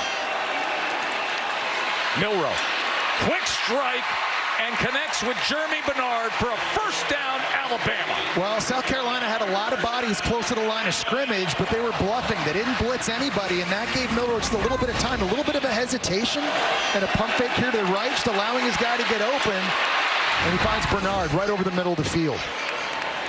13-yard reception by Jeremy Bernard, the transfer from Washington.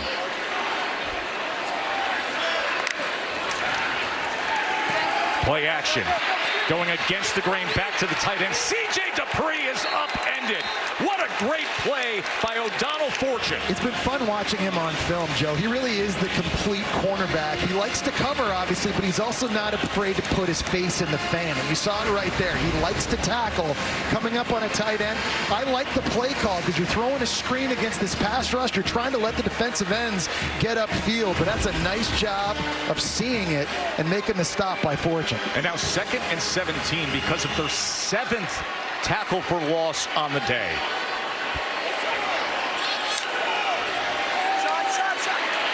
Milroe drives the ball and nearly intercepted. He was looking for Bernard, and Judge Collier was making a diving attempt for the pick. And that's very, very close. Throwing the ball over the middle of the field. Tips oftentimes lead to picks. Jalen Milroe very lucky. Bernard pops it up in the air. Man, Collier almost there to scoop it up. Well, Kyle Kennard has come back out on the field again, and he's working that right side. This time they've got a tight end over to that side as well to potentially help out. Milroe with the time.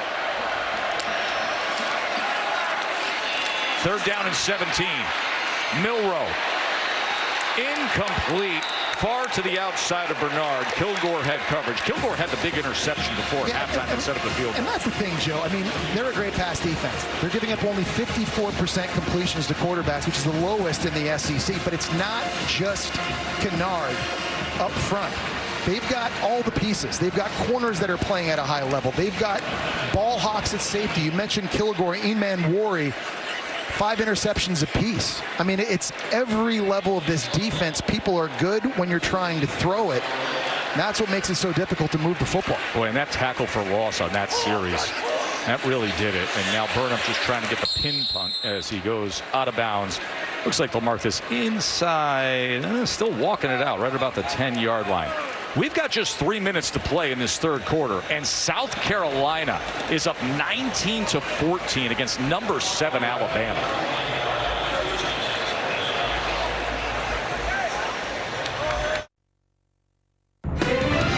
ABC College Football, presented by Tums Gummy Bites, is brought to you by Ram Trucks, built to serve.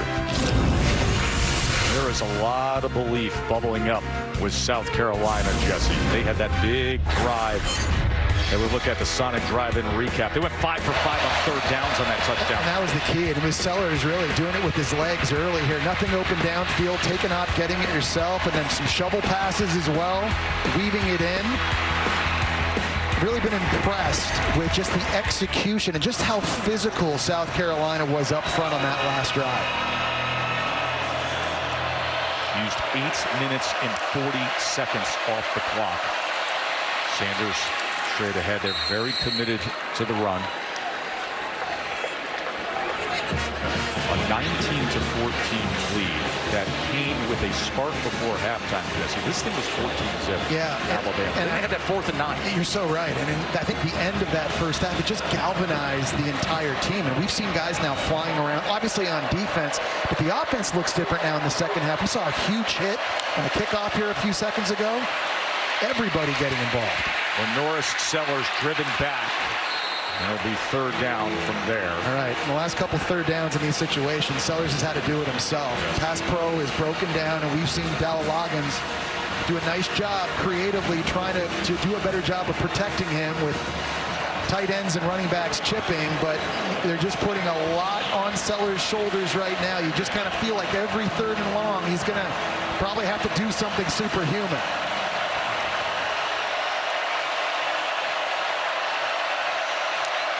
Third down and 5. Sellers gets it out quickly, but it's going to be well short of the line to gain as Simon saw Lawson right on top of him. Well, I like the call by defensive coordinator Kane Womack because he brings the safety blitz, which forces the early throw. And a nice job there by Lawson being in position to make. Here comes the safety blitz. So that's the right decision by Sellers. He's got to get rid of it. Sometimes as a defense, you dial up those pressures, trying to dictate to the offense, and that was a good example of it. Booker. As this umbrella punts at midfield, there's a lot of traffic there as Colt Adams was fielding it. What will Jalen Milroe have for an answer now? Trailing by 5 in the closing minute and a half of the 3rd quarter.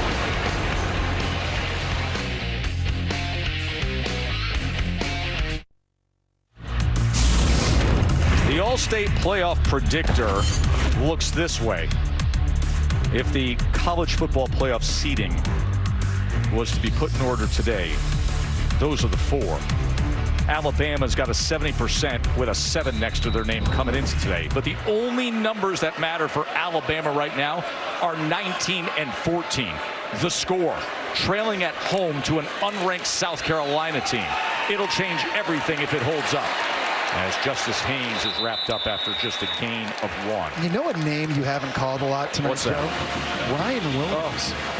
Do they the stud 17-year-old true freshman who's been making so many big plays in the passing game for Alabama. He only has 2 catches for 7 yards so far. I think a big part of the problem is that they don't feel comfortable with Jalen Milroe holding on to the ball to give him an opportunity to get deep down the field because of this pass rush from South Carolina. But number 2 is a guy that has to get involved. 2nd and 8. Here's Milroe. Milroe pressured again. Has to check down again. And Haynes with blockers in front. And a 1st down Alabama. Did they ever make the most of that? So here's the situation, Joe, where right now Kyle Kennard and Dylan Stewart are not on the field for South Carolina. They're 2 best pass rushers. Maybe if you're Alabama, this is where you want to take that shot. This might be where you feel comfortable enough. Hey, if Jalen Milroe wants to hold on to it, we need to take a shot to Ryan Williams down the field. This is the look we need to get. Closing seconds of the 3rd quarter.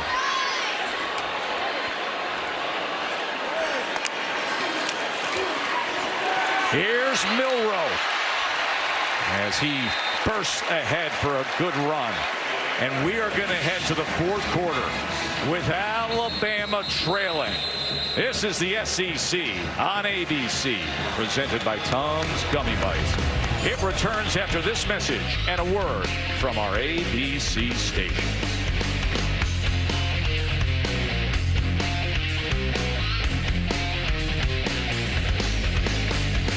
Welcome back to Tuscaloosa. I'm with Kalen DeBoer. Coach, you just pulled your team together. What did you tell them to start this 4th quarter? Yeah, I mean, you know every game's going to be like this, and you talk about playing 4 quarters, and that's what we have to do right here. We have to play 4 quarters, and we got a chance right here to go ahead, and let's do it. But it comes down to just doing the little things, okay? Focus, composed, and just being there for each other. Thank you.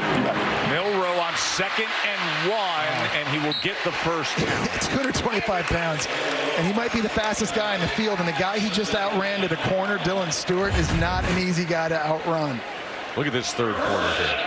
Look at what South Carolina was able to do against Alabama in that third quarter. That's essentially what Vanderbilt did the entire game. They just kept the football. They stayed on the field. They kept Jalen Milroe off to the sidelines, converted third downs, and scored points. 14.5 minutes to play, and Alabama trailing at home by 5 to unranked South Carolina. Milroe, quarterback run. And did he ever have a pathway with Brailsford? Listen, I think being down 5 points in the fourth quarter now, your best player has to touch the football. He's got to carry the football, and he's probably going to get beat up, and that's what it looks like with Jalen Milroe. But make no mistake, he's the best athlete on the field right now. And big-time players make big plays in big games, and this is a big moment for Jalen Milroe. Looking to retake the lead. They were up 14-zip, 19 unanswered points by a fiery Gamecocks team. Milroe trying to set up, and he will just have to throw it away. That was Kyle Kennard again impacting. That's amazing, and they're trying to move the pocket. We talked about that earlier. Nick Sheridan, their play caller, potentially moving the launch point and to try to change it up, and still Kennard's able to make an impact on the play. I like the throwaway decision there by Milroe. You keep this thing second and short. We're 3rd and 1 now, but they just have not found a way consistently to negate number 5 for South Carolina. So Nick Sheridan, the play caller for Coach DeBoer. What does he dial up on 3rd and 1? Jam Miller.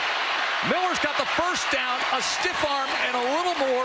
First down, Alabama. Well, that's a nice job bouncing that outside. That play was designed to go up the middle. When he saw that they had the edge, and it was Kennard that got blocked inside and finally got sealed, he used his speed to bounce it outside. Kennard is trotting off the field. He's been the best player for South Carolina all day long. Here's another scenario, Joe. No Kennard and no Stewart on the field, so the edge should be softer if Nick Sheridan decides they want to throw it in this situation. We've heard little from the superstar freshman receiver Ryan Williams. Here's Milroe keeping it and just getting back to the line of scrimmage. Kilgore with the tackle. Yeah, Jalen Kilgore has been impressive. Was a freshman All-American a year ago, and he's taken his game to the next level. Had an interception earlier in this game, but at 6'2", 220 pounds, he's physical off the edge and a hard guy to block. And listen, Milroe's not easy to tackle, but it's so nice for Clayton White and this flex nickel defense to have a player at Kilgore's caliber in the slot. Makes a huge difference. Kennard still not on the field here on 2nd and 11. Milroe back to pass. To the end zone he goes. Intercepted! O'Donnell Fortune with the pickoff in the end zone. South Carolina's got everything working. And this ball just hung in the air a little bit too long, and Fortune was able to pick it off in zone coverage. Did a great job keeping his eyes on the quarterback the entire time. There's a little flat route coming down here. He's not worried about that. He's coming up top to pick this thing off and just does a really good job of just reading the route concept, keeping his eye on the QB, and picking this thing in the end zone. What a massive play for South Carolina's defense. Jesse, Milroe's last 3 turnovers, interception, fumble, interception, and they have led to 17 points for South Carolina. And we are starting to get to that point in the game when you look up at the clock. Sellers downfield, and that's incomplete. And a flag comes in as Malachi Moore was there defensively. But you start to think through the scenarios here, the big picture of how this could impact this season in the college football playoff race. So Shane Beamer all the way out on the field there wanting pass interference, and it should have been. Malachi Moore had his arms firmly wrapped around the receiver. Number 13, 15-yard penalty from the previous spot. First down. He was essentially hugging Nick Harbor as he's running that deep cross route. And yeah, the momentum is all on South Carolina's side, Joe. There's no question about it. The fans here at Saban Field at Bryant-Denny Stadium are absolutely stunned. Shane Beamer told Katie before the second half, we've taken the crowd out of the game. You can hear that right now. They're not a factor. 6 penalty on Alabama for 51 yards. Ball is loose. The ball is loose. A fight for the ball. And Alabama's got it. Just what they needed. LT Overton. Fumble recovery tied.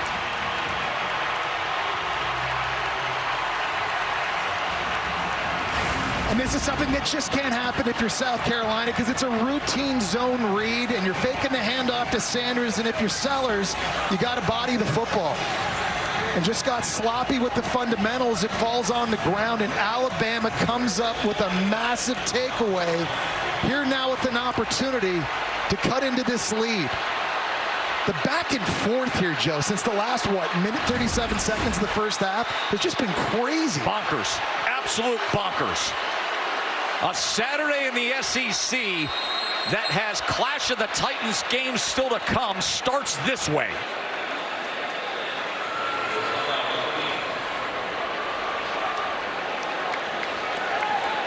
To think this is the appetizer for Red River. What a day we've got for you, folks. Delay game. Defense, number 93. Using the clap signal to draw the offense into a false start. 5 yards, first down. Can't use clap signals, can't try to simulate the snap count, which is what Barrett gets called for there by South Carolina. And now Alabama down close to the 25-yard line. First down and 5 after the penalty. Jan Miller straight ahead. It'll be second and short. Play caller's dream with under 12 minutes to play. You know, I just wonder at this point of the game, the pass rush from South Carolina, hitting Jalen Milroe early, getting sacks, it's forced his eyes to just come down a little bit. He doesn't seem to be throwing the ball with as much conviction as he had earlier this year. Floated a deep cross over the middle of the field for an interception at the end of the first half, just floated a deep crosser into the end zone on that last drive. He's got to start throwing with a little bit more conviction. Second and 2.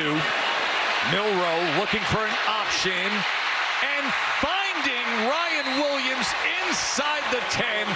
First and goal, Alabama. Well, that had conviction. He's rolling out to his right.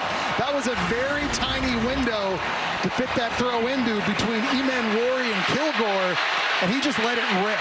And that's the Jalen Milroe Alabama needs right now. And they've got to get number 2 the football more, and they got to get him involved. But they need their Heisman candidate at quarterback playing with supreme confidence. That was a good example.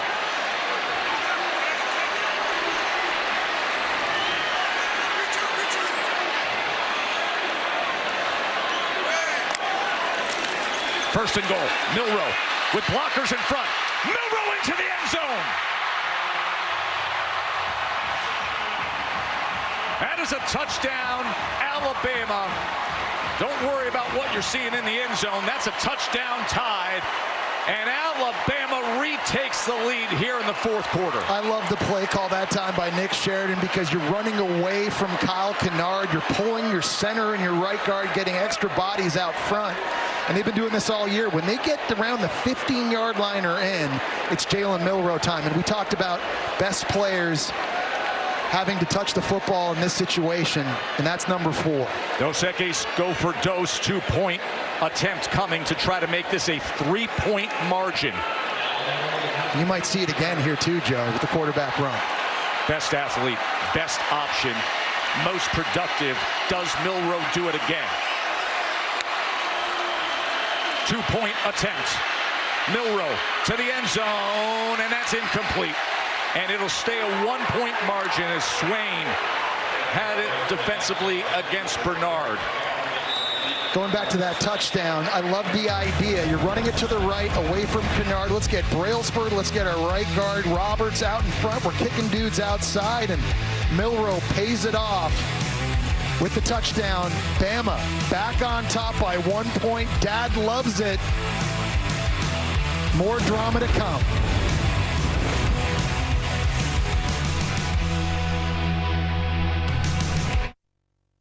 There's the Taco Bell Live Más student section. You know the deal. All these student sections across the country competing to be the Taco Bell Live Más student section of the year. And you can go to the Taco Bell app to learn more.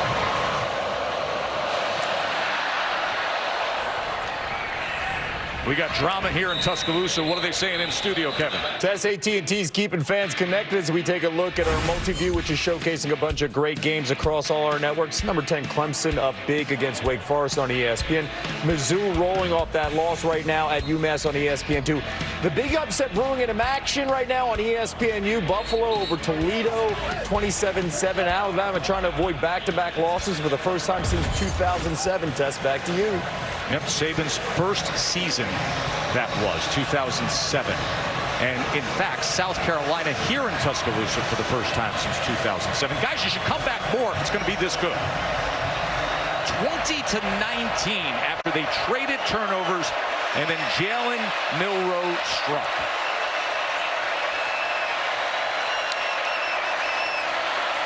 Rocket Sanders, here he goes. Jump play from the Rocket. Really nice job that time by South Carolina picking up the blitz. Torricelli Simpkins right here is going to pick this blitzer up and move him, and that gives a crease for Sanders to get upfield. Really nice awareness, playing under control. You haven't seen number 5 break into the second level here probably since LSU. That's good news. They're running the football so much better, and they need it right now, down 1. 23-yard run from Sanders. Patiently waiting, now bouncing, and Sanders goes for 8 yards. That's what I'm saying, man. Normally 230-pound running backs are just kind of one-cut north guys. He's got a little bit more wiggle than just that. He's not a linear runner for a guy his size. And if you watched any of Arkansas, especially 2 years ago in his first-team all-conference selection, I mean, he was doing this each and every week. He's been banged up. Last year with an ankle injury, had a shoulder injury this year, which forced him to miss spring. And then the ankle that's caused him to miss some time here, but he's looking pretty healthy now. Boy, and he's getting work as it looks like he has that line to gain. We'll see where they mark this on 2nd and 2. Beautiful day, tremendous game of the SEC on ABC. And then coming up in moments, there's Big Tex. One of the great traditions in all of American sports. Red River's ready to roar. Texas and Oklahoma. Quinn Ewers gets the start for the Longhorns. 3rd down and 1 based on that spot.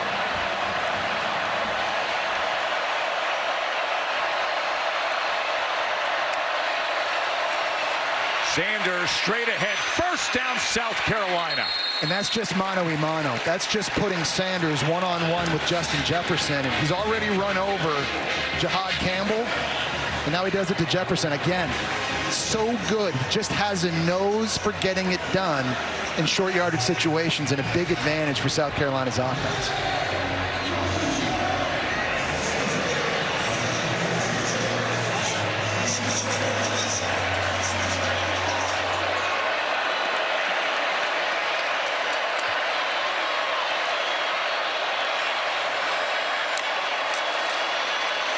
Sellers. He gets it complete. Another 1st down for South Carolina. Dre Jacobs, the redshirt freshman, with the catch. And what a great job coming back to the football that time. Good tight coverage here. Mbako is going to drive this. He just kind of is able to snatch that out of the air, keep his body in between him and the defender. And that was a tight window to throw into. And Joe, Norris Sellers right now, 18 of 21 thrown it. Attaway breaking tackles as a flag comes down. We will check on that. As it stands right now, Attaway's got it down to the 23-yard line.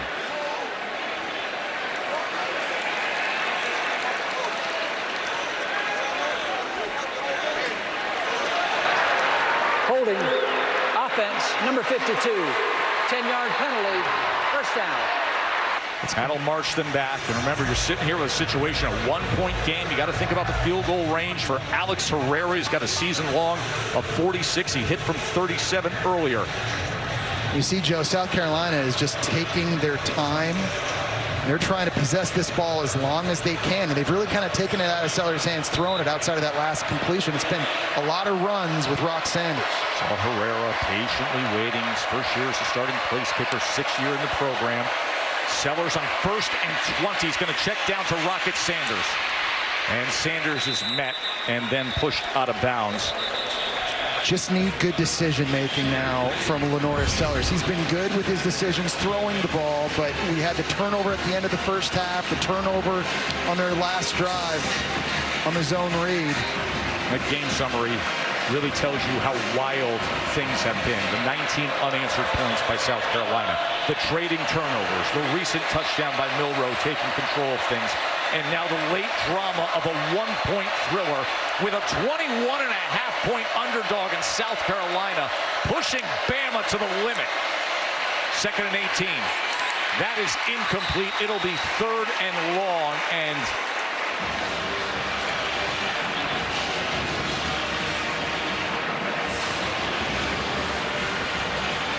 I think if you're South Carolina here, you're not thinking about getting it all on 3rd and long, but you got to get it within field goal range. And Alex Herrera, Joe, he's never attempted a 50-yard field goal in his career.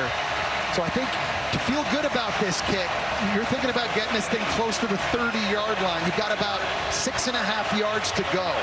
what a difference a half makes. They have been just fine on 3rd downs in this second half. This is to manage an opportunity for a field goal attempt. And a timeout is going to be used. We will take the break. How will it all play out? We find out when we return to T-Town.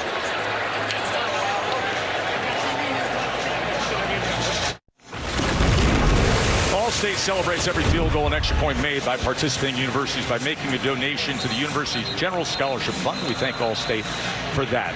We've got high drama here in Tuscaloosa. Listen, it's a 12-team college football playoff, but Alabama cannot afford back-to-back losses to unranked teams. The question is, could Bama reach the playoff even if they finish with 2 losses, losing to both Bama and South Carolina? I think no, especially in the strength of schedule when you're not playing Texas, Ole Miss, and Texas A&M. I don't think that's enough juice to get in if you lose this game today. And remember, it's not about divisions anymore. You can't just win the Western Division and get the automatic berth. You've got to be one of the top 2 teams in the conference now to go to Atlanta. They're not going to be that if they lose here today against South Carolina. The shocker last week at Vandy. The drama here today against this fiery South Carolina team facing a 3rd and 18 but trying to get in field goal position. Sellers. Larvadan spinning free as he gets to the 33. So you're talking about a 50-yard attempt from there to try to retake the lead. And again, Herrera has never attempted a 50-yard field goal. In fact, in his first 5 years on campus in Columbia, had never even attempted a field goal. He's taken over now that Mitch Jeter transferred to Notre Dame. Jeter was the most accurate kicker in school history. So this a massive moment now for Herrera. Officially, they're going to mark it down at a 51-yarder to take the lead at Bama. Alex Herrera, does he have it? No way, not close.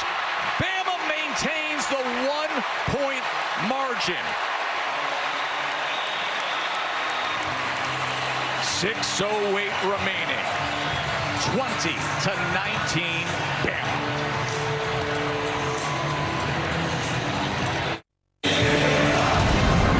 ABC College Football is presented by Tums Gummy Bites. Get fast relief of occasional heartburn.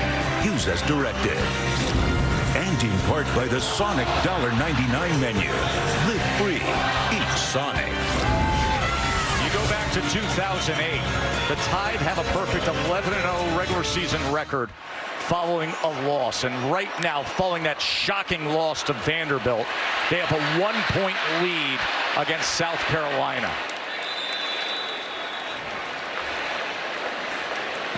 Surprised Jalen Milroe ran out of bounds there in this situation, because this is sort of an extended 4-minute situation where you're trying to ice the game. You're expecting them to run the football and take as much time as possible between plays, try to bleed this clock, but Milroe knows better in that situation, because you don't want to get in scenarios, again, where number 5 and number 6 for South Carolina are pinning their ears back. 2nd down and 10. Milroe being chased again, but keeps his footing, and now this is where he's dangerous. as he strides out and reaches the ball for that line to gain. Dylan Stewart was the disruptor on that play. He swam C.J. Dupree and then got around Jam Miller somehow over here. He's able to work through two, and still Milroe is able to find his way up. We've been talking about Kennard all game. This is the other guy that is the real deal. He's only a true freshman. He's the #3 ranked defensive end coming out of high school, and he's got first round written all over him. Great individual effort, though, that time by Milroe, avoiding him after he beat 2 of his blockers.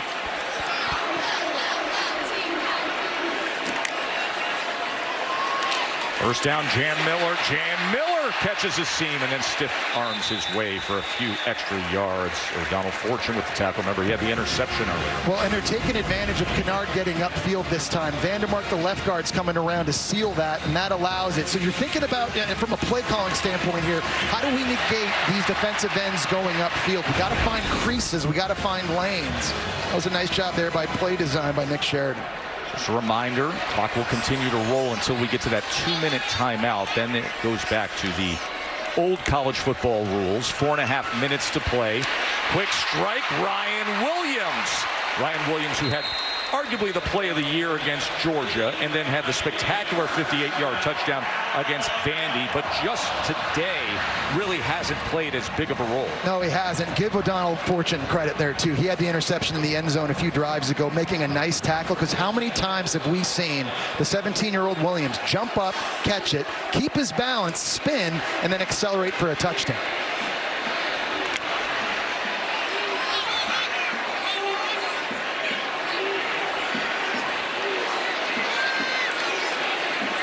Play clock down to 5. Just bleeding time is Milroe.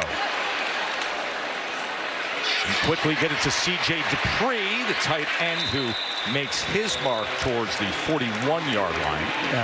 Jalen Milroe is going to need an ice bath after this game. He's carried the ball 15 times already, and you assume he's probably going to have to do it a few more here. With about 3 minutes and 30 seconds to go if they're going to win. It's been a physical contest. He's been sacked 4 times. He's turned it over a couple times as well, but they need his toughness right now, physical toughness, to ice this thing.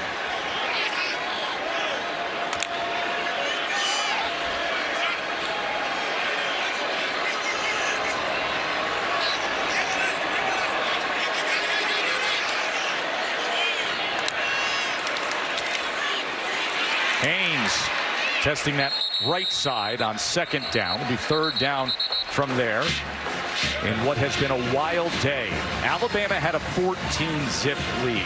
South Carolina had a sequence before halftime in the last minute 37 when they scored 12 points. They dominated the 3rd quarter and then traded turnovers before Alabama had the go-ahead touchdown in the 4th and a missed opportunity with a field goal by South Carolina moments ago. Kevin Negandhi, what's going on, my man? It's time now for our all-state check-in. You talk about domination. How about undefeated Army all over UAB? Quarterback Bryson Daly, 4 rushing touchdowns, and this 50-yard touchdown pass to Casey Reynolds. Black Knights on their way to a 6-0 start for the first time in 28 years.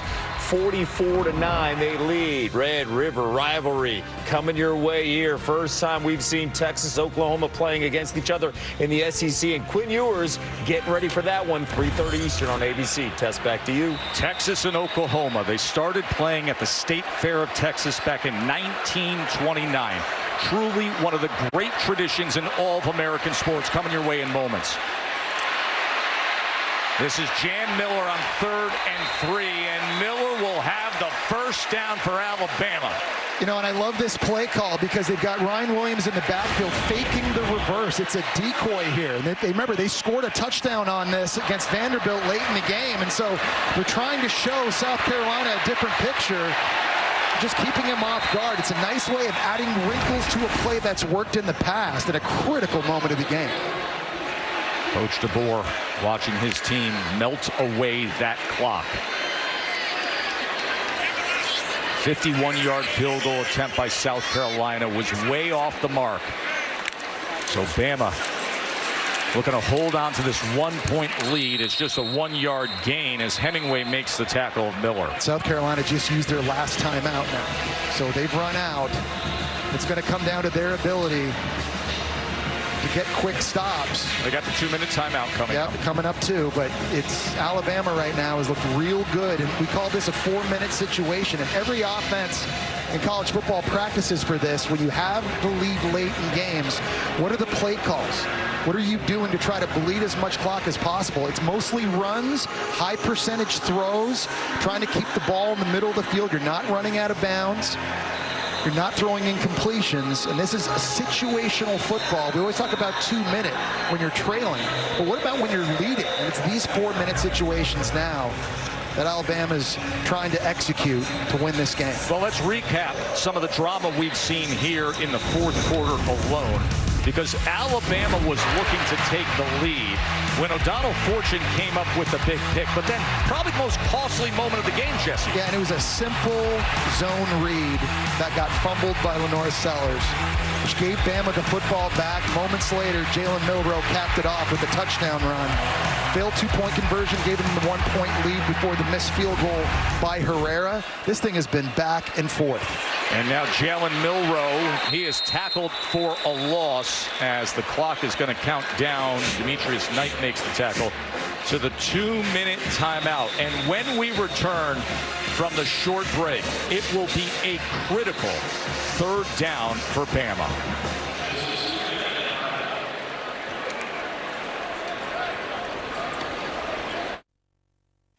There's Quinn Ewers. Texas lost to Oklahoma last year, and they've won 11 straight regular season games since. Red River is coming up right here on ABC.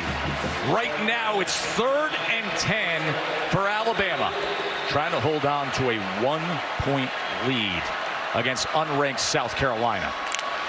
3rd down and 10. Milroe back to pass. Wants more than 10, and he's got it. Touchdown, Jeremy Bernard.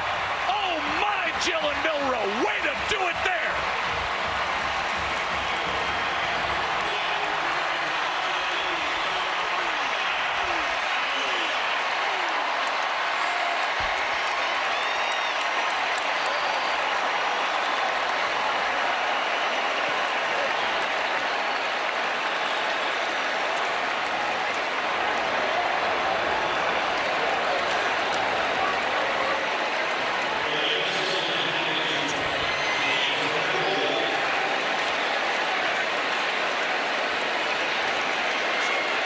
Biggest players on the biggest stage at the biggest moments. Jalen Milroe equipped for that, Jesse. And it was a coverage bust in the back end by South Carolina, Joe. Nobody in the deep third. They're going to be running some over routes this way. Safety runs back in the middle of the field, but nobody has Bernard running on the smash route. You see some motion early. They're all discombobulated and bunched up in the middle of the field. That's the first time in this game South Carolina just looked out of sorts. And on a critical 3rd and long late, Jalen Milroe, their Heisman candidate, answers with a strike to Bernard. He has 2 rushing touchdowns today, and that passing touchdown there, the progressive pylon cam showing you the moment of the score. That now has us at an 8-point margin. So a 1-possession game for number 16, Lenoris Sellers, to deal with.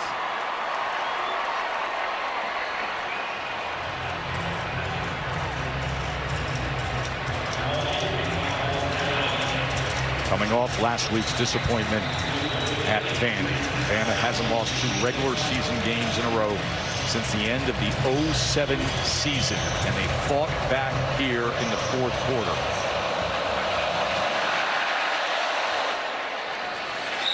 College football rankings are brought to you by Capital One. Just the beginning of a spectacular day set to come your way. Red River coming up right here on ABC in moments. Yeah, and of course, these 2 teams facing off today as well, Ohio State and Oregon. This picture going to change before day's end.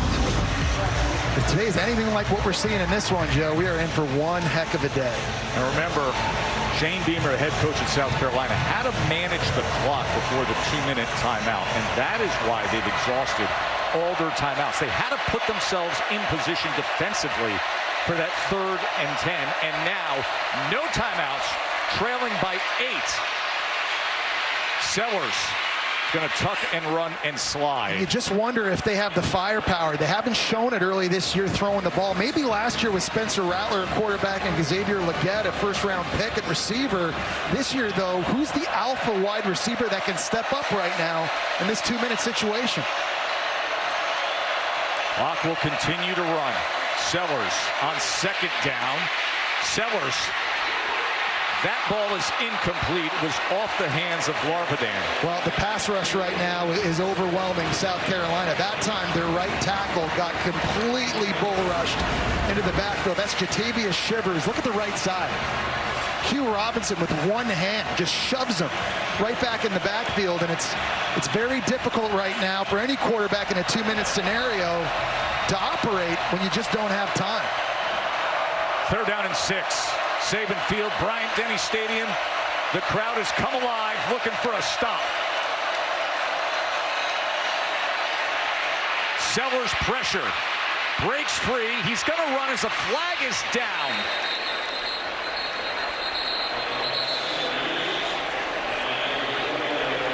I wondered watching that live if that wasn't Jahad Campbell offside. I think he was, Jesse. Yeah. He was sneaking into that neutral zone. Offside. Defense, number 11. That penalty is declined. The result of the play is a first down. So Jahad Campbell normally is lined up at middle linebacker, but in 3rd down situations, obvious passing situations, they put him right off the edge. He's got versatility and the speed to pass rush there. That time just a little bit too early. First down, minute 14 to play. Sellers with time, and he gets a complete pass midfield.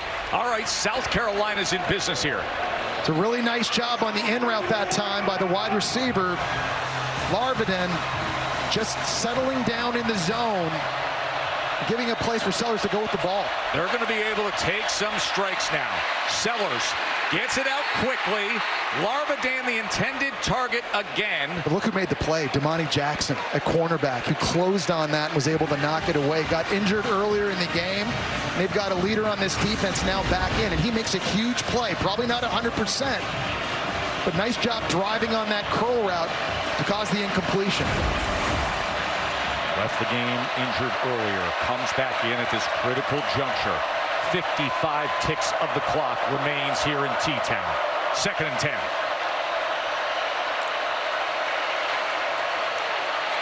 Sellers, pocket collapsing.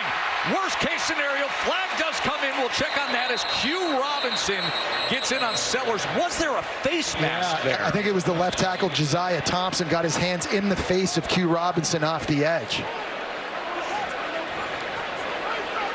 So hard right now for South Carolina to hold up without any threat of them running the ball. Everybody in Alabama, they're just going back and forth. There's another face mask. Yeah, that's the one I'm referencing, Q Robinson. So that's funny because I saw the left tackle with a face mask trying to block Q Robinson. Face mask, defense, number 34. The result of the play was a fumble recovered by Alabama and forced the penalty from the previous spot. It'll be first down. And now South Carolina's 31 yards away. That's crazy because Q Robinson, I think, got face masked and then face masked somebody else. Watch him on the left side here. Right there. You see that? See the right tackle? He tugged his face mask with his right hand. And then, of course, Robinson went in and made the tackle on Sellers. No timeouts. 31 yards away. Only an 8-point game. South Carolina. Here's the strike they want to the end zone. Incomplete.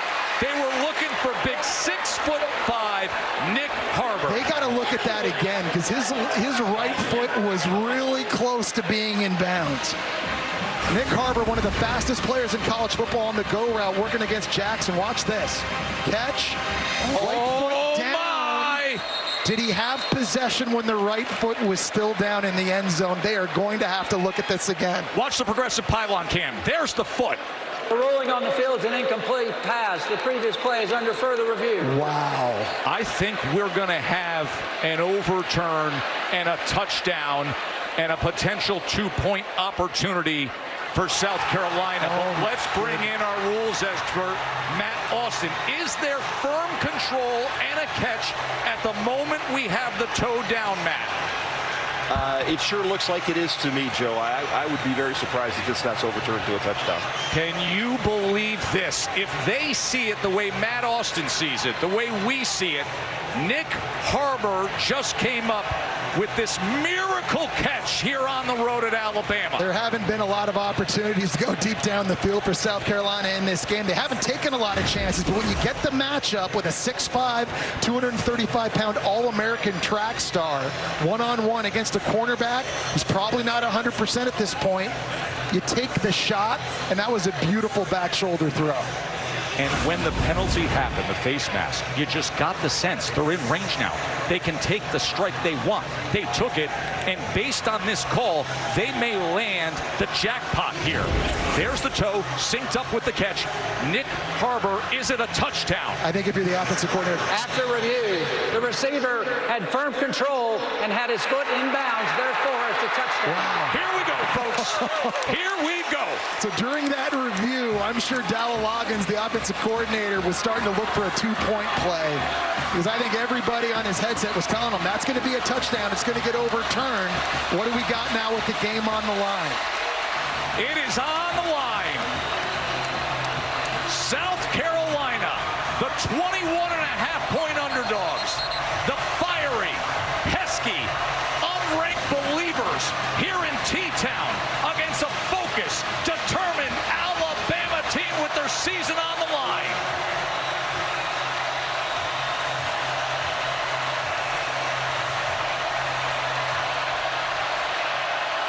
Two-point conversion to tie this game.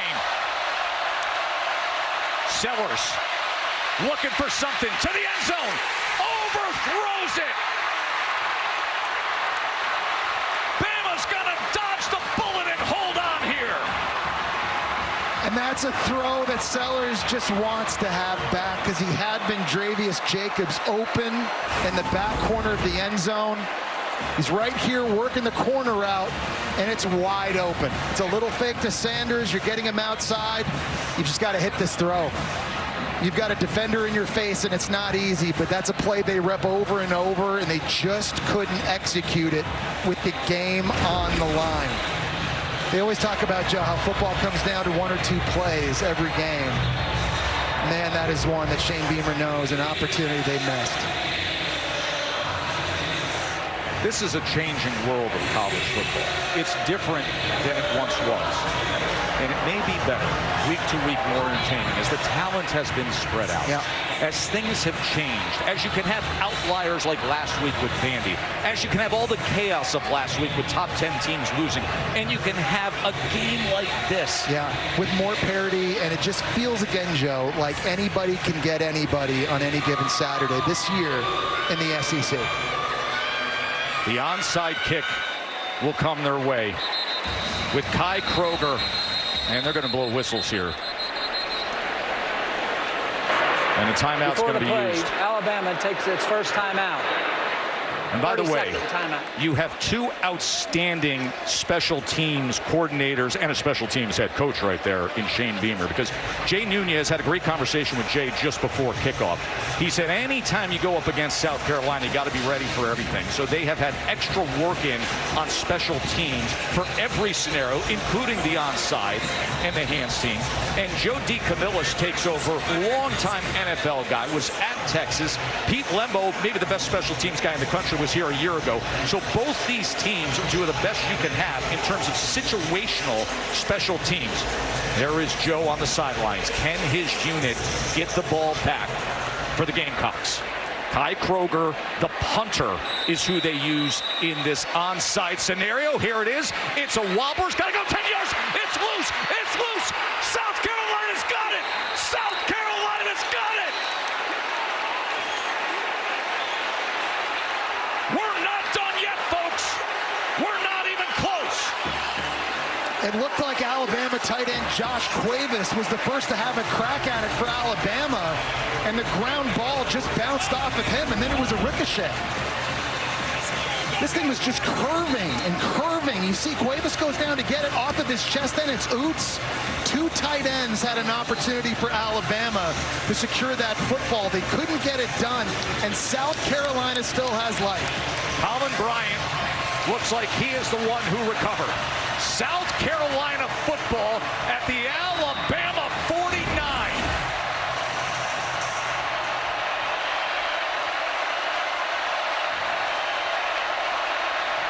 No timeouts. 40 seconds remain. Sellers managed it well moments ago with the strike to Harbor for the touchdown. What can he do here? They bring pressure, and it is caught by a lineman off the deflected ball. And the clock's going to run because of that. He should have just knocked that down to the ground. Precious seconds ticking off the clock now for South Carolina. Jatavius Shivers caught that football, but it's going to be costly because we're under 20 seconds to go. Sellers chased all the way back at the 35, and he has to throw it away, and now only 13 seconds remain. To get into field goal range for Herrera, who missed a big kick a few drives ago, you probably got to get down close to the 30-yard line. So you're looking at about 19 yards. You got to make it. But with no timeouts in your back pocket, you got to be thinking whether it's sidelines or clocking it and getting to the line of scrimmage quickly to get that opportunity. 13 seconds. Desperate for an opportunity for Alex Herrera, the place kicker. Sellers, is there some magic in his arm? Intercepted. Damani Jackson, who left the game injured, came back and is going to put an end to it right here. That was awesome stuff. Just awesome. How great is the SEC on a day like this? And Alabama, a much-needed bounce back, taken fully to the limit. What a resilient performance by Alabama. Things didn't go their way, and they gave up 4 sacks. They turned it over a couple of times, and really that last play, Joe, is a microcosm of that by Damani Jackson. Remember, he got beat the last drive on the go throw for a touchdown against Nick Harbor. That time on the post, was able to come up with a big interception. And Alabama recovers from the upset loss against Vanderbilt, and they survive by the skin of their teeth against South Carolina. Katie George, take it away with Coach. Thanks, Tess. Coach, you just came over and said, what a game. Take me through what's going through your mind in the last sequence of those moments. There are just so many times where, we talk about finding a way to win, and the ball wasn't bouncing our way, but when we find a way to win, when your back's to the wall like it was even on the last drive there, I'm proud of these guys. It was a week that, they really hung together. They had to, and came out. I think South Carolina's a very good football team, and the ups and downs of the game, we just continue to stay the course. I'm proud of our leaders and the composure they showed and how that's trickling out throughout the rest of the team. What did you make of your defensive performance, specifically in the fourth quarter, getting the stops you needed when it mattered most? Yeah, and they caused a couple turnovers too, and so those are critical. We got a short field right after we threw the interception, and there's 5 points that they didn't have on the board, and they just kept fighting and kept playing. I am proud of them. A couple big stops there. Guys made a play in the end zone. We found a way to get the stop in the 2-point conversion. So congratulations. Thank you. Here's how it wrapped up. South Carolina, no timeouts. They were desperate. They put themselves in position. 6'5" Nick Harbor had the touchdown. And then, Jesse, the onside kick, you just never know. It was executed flawlessly. 2 Bama players with an opportunity to recover gave South Carolina life. And then Damani Jackson, who got hurt earlier in the game, got beat on that go throw to Nick Harbor, comes up with the game-sealing interception. Alabama is going to have time to enjoy this tonight, but they better turn the page quickly. They've got Tennessee next. Bro, I got one question. What pairs well with Red River? Because we're opening that up right now, my man. For Katie George and Jesse Palmer, I'm Joe Tessitore. Enjoy the rest of your day. Here's Kevin Nagandi in the studio. Tess, I know what pairs well. How about something fried? You'll get it at the State Fair in Texas, no doubt about it. Oklahoma getting ready for #1 Texas, the first ever meeting of the Red River rivalry as SEC foes. Oklahoma's won 11 of the last 15, including a thrilling one last year. We just watched a thrilling one in Tuscaloosa. And not a lot of people expected that, but Beamer Ball was ready to go. Dan Orlovsky, Booger McFarland, Kevin Nagandi here with you. Wow. I mean, like, Jesse mentioned something like, hey, they can celebrate, and then they got to focus on Tennessee. Can you celebrate a win like this after Alabama survives? Well, when you look at Alabama's standards, they didn't play up to their standard, but you're always going to celebrate a win. You got to find a way, because at the end of the season, we just look at W's and look at L's. If you're Jalen Milroe, he bails this team out of a lot of situations. Yes. He bails them out, Kev. But if you're South Carolina, the defense played their hearts out today. They gave you everything they had. And if your quarterback could have made a couple of more plays, especially on the two-point play, a couple less turnovers, they're going to rue that they did not get this upset today, as good as that defense played. How hard is that throw in the two-point conversion, Dan? We were talking about that here while it was going on. Our friend right here thinks it's easy. Yeah, how hard is that? He's wide open. But you're on full sprint. You're rolling out to your right. You're trying to throw it over a defender, making sure that he doesn't tip it, while also getting it complete. I want to push back on Booger a little bit, though, Kev. Listen, Bama avoids catastrophe, and that matters. But I don't think Jalen Milroe put them on their back. I think South Carolina, in many ways, gave them the game. If you think about it, they get the massive takeaway in the red zone, and then there's the fumble on the zone read, the missed two-point conversion throw, and then they get the ball back on the onside kick. And if not for that offensive lineman catching the ball and not maybe clocking it and 15 seconds getting wasted, and then that interception, South Carolina operates or executes one play better. This is a completely different end result for Bama. I get that, but when he needed to make a play, Jalen Milroe made some plays as far as running the football. The final drive, yes, the final drive, they needed it, right? Some key first downs, but I think the bigger picture is, because in Tuscaloosa, they're going to panic. You lose to Vanderbilt, and you probably should have lost today to South Carolina. Outplayed today. Outplayed, no, very fair. Outplayed by South Carolina. If you're Kalen DeBoer, you have to ask yourself, why is my team not playing up to their potential? Right. Yes. Because that's 2 weeks in a row with some big opponents coming down the road. Can that team beat Tennessee? No. Not the way they played? Not today. Not today. Missouri and LSU defensively. coming.